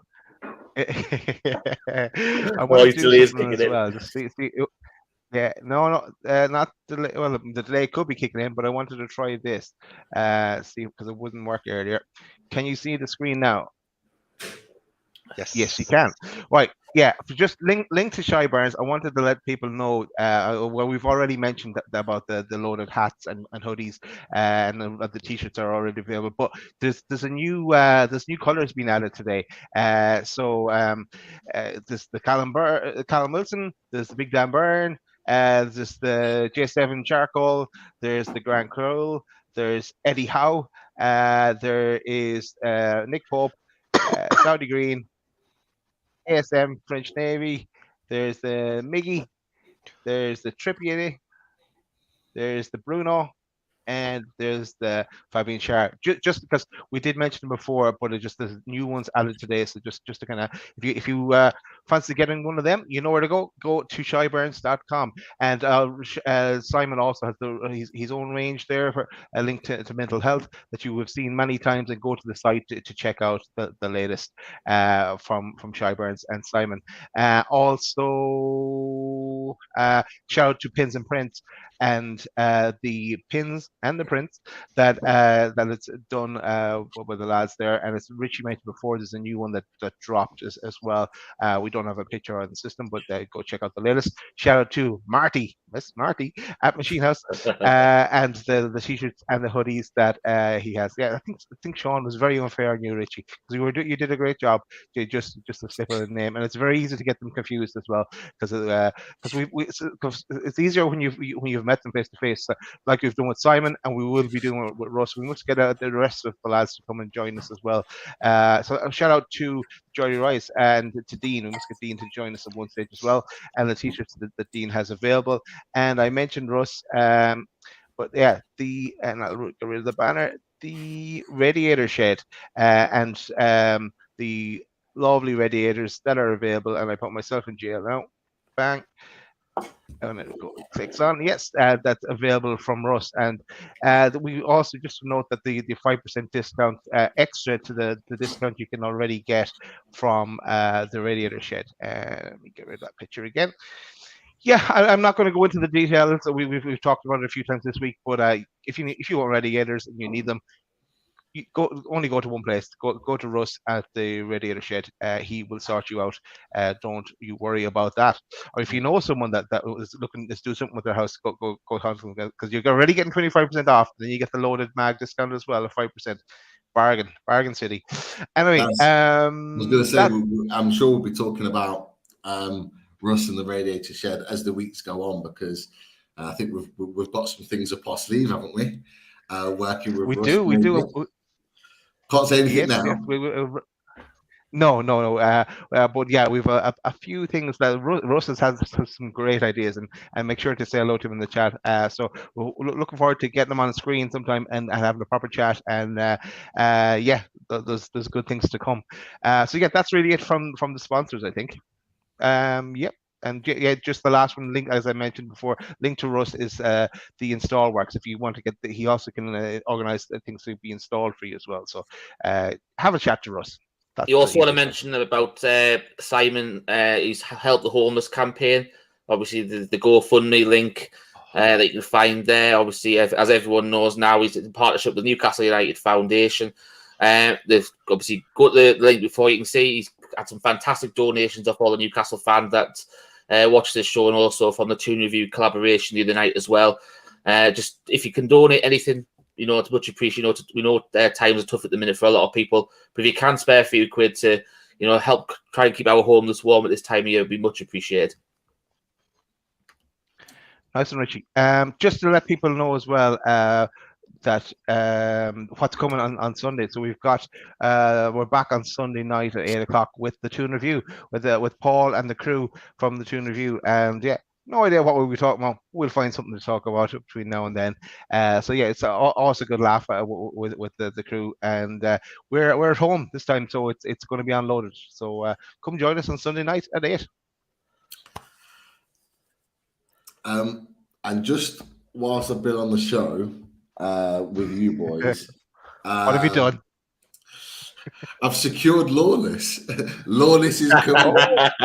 He's coming back to Loaded. The West Ham fan that doesn't think we deserve to be in the European conversation is coming to Loaded Mag NUFC. And he's going to be joining us with a number of other fans that, again, one or two I was just waiting on, and Lawless was one of them. Wednesday, 7:30, Battleground Europe. Pot yes, 2. It's back. Okay, and we've got some new faces. Some new faces for those that are in and around potential European positions that weren't in the initial conversation. Some that were in the conversation that are no longer in the conversation at this moment in time will also be joining us to give their opinions as well. And yeah, it should be very, very interesting.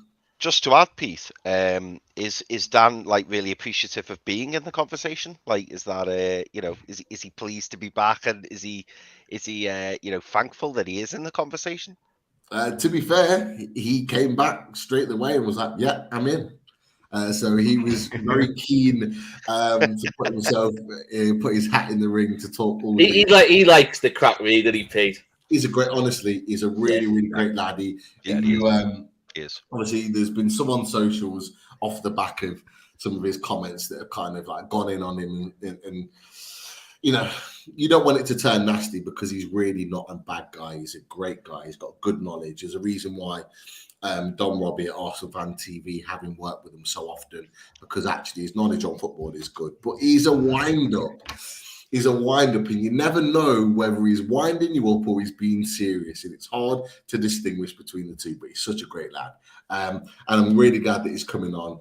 I'm just waiting on D, because D, hopefully, if he's not working, who's a Palace fan who likes to go in on Dan as well, he might be joining us as well. So there could be some fireworks there if he can join us. But I'll confirm with the boys first and foremost, and then we can put it out there to say what teams are coming and who's going to be joining. But yeah, it should be a good one. There'll be at least probably 5 or 6 teams. We've got Rich Sutherland coming back from a Villa perspective. Are they European contenders? I don't know, but he might think they are. So that should be an interesting conversation. But all the details coming out. Battleground Europe, Part 2, Wednesday, 7:30. It should be a cracker. Awesome. That's Wednesday sorted. So, and yeah, more shows will drop as we plan them during the week, and or where we try and keep you updated as soon as we know ourselves. Sometimes it's ever changing, so it's a moving target. But I think that's probably it for the night, lads. Yeah, it is. Yeah, I know. honestly, great chat, boys. Great chat as always. Great questions, great points from everybody. Yeah, it's hold on one second from Yano. When you do your collaboration Sunday. with team review, why is a very on Stato not in? Whoa, Yeah, that's a good question. wow. Good There question. we go. If Yeah. Keith, if you're available, Get that video on. it's I a tell you stat what, off. Yano. I know Yano's a big Yeah. fan of Keith, just like we are. Look, Keith. That's a good. That'll be a good little segment. That's stat off. Yeah. Start off. Stat off. Yeah. There's an open There you go. invitation. Keith Roll, come and join this Stato v Stato. And yeah, let's have a stat And off. we could get our Keith with an earpiece as well. We can feed him information, and could work. Love it. Thanks, Yano. Right.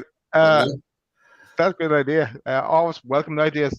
Right, everyone, thanks a million for joining us. Make sure you hit the like button on the way out, and if you haven't hit the subscribe button, come on. There's one third of the people that watch our shows aren't subscribed, so you know what to do. Radio. Good night, everyone. How'd you like that? Good night.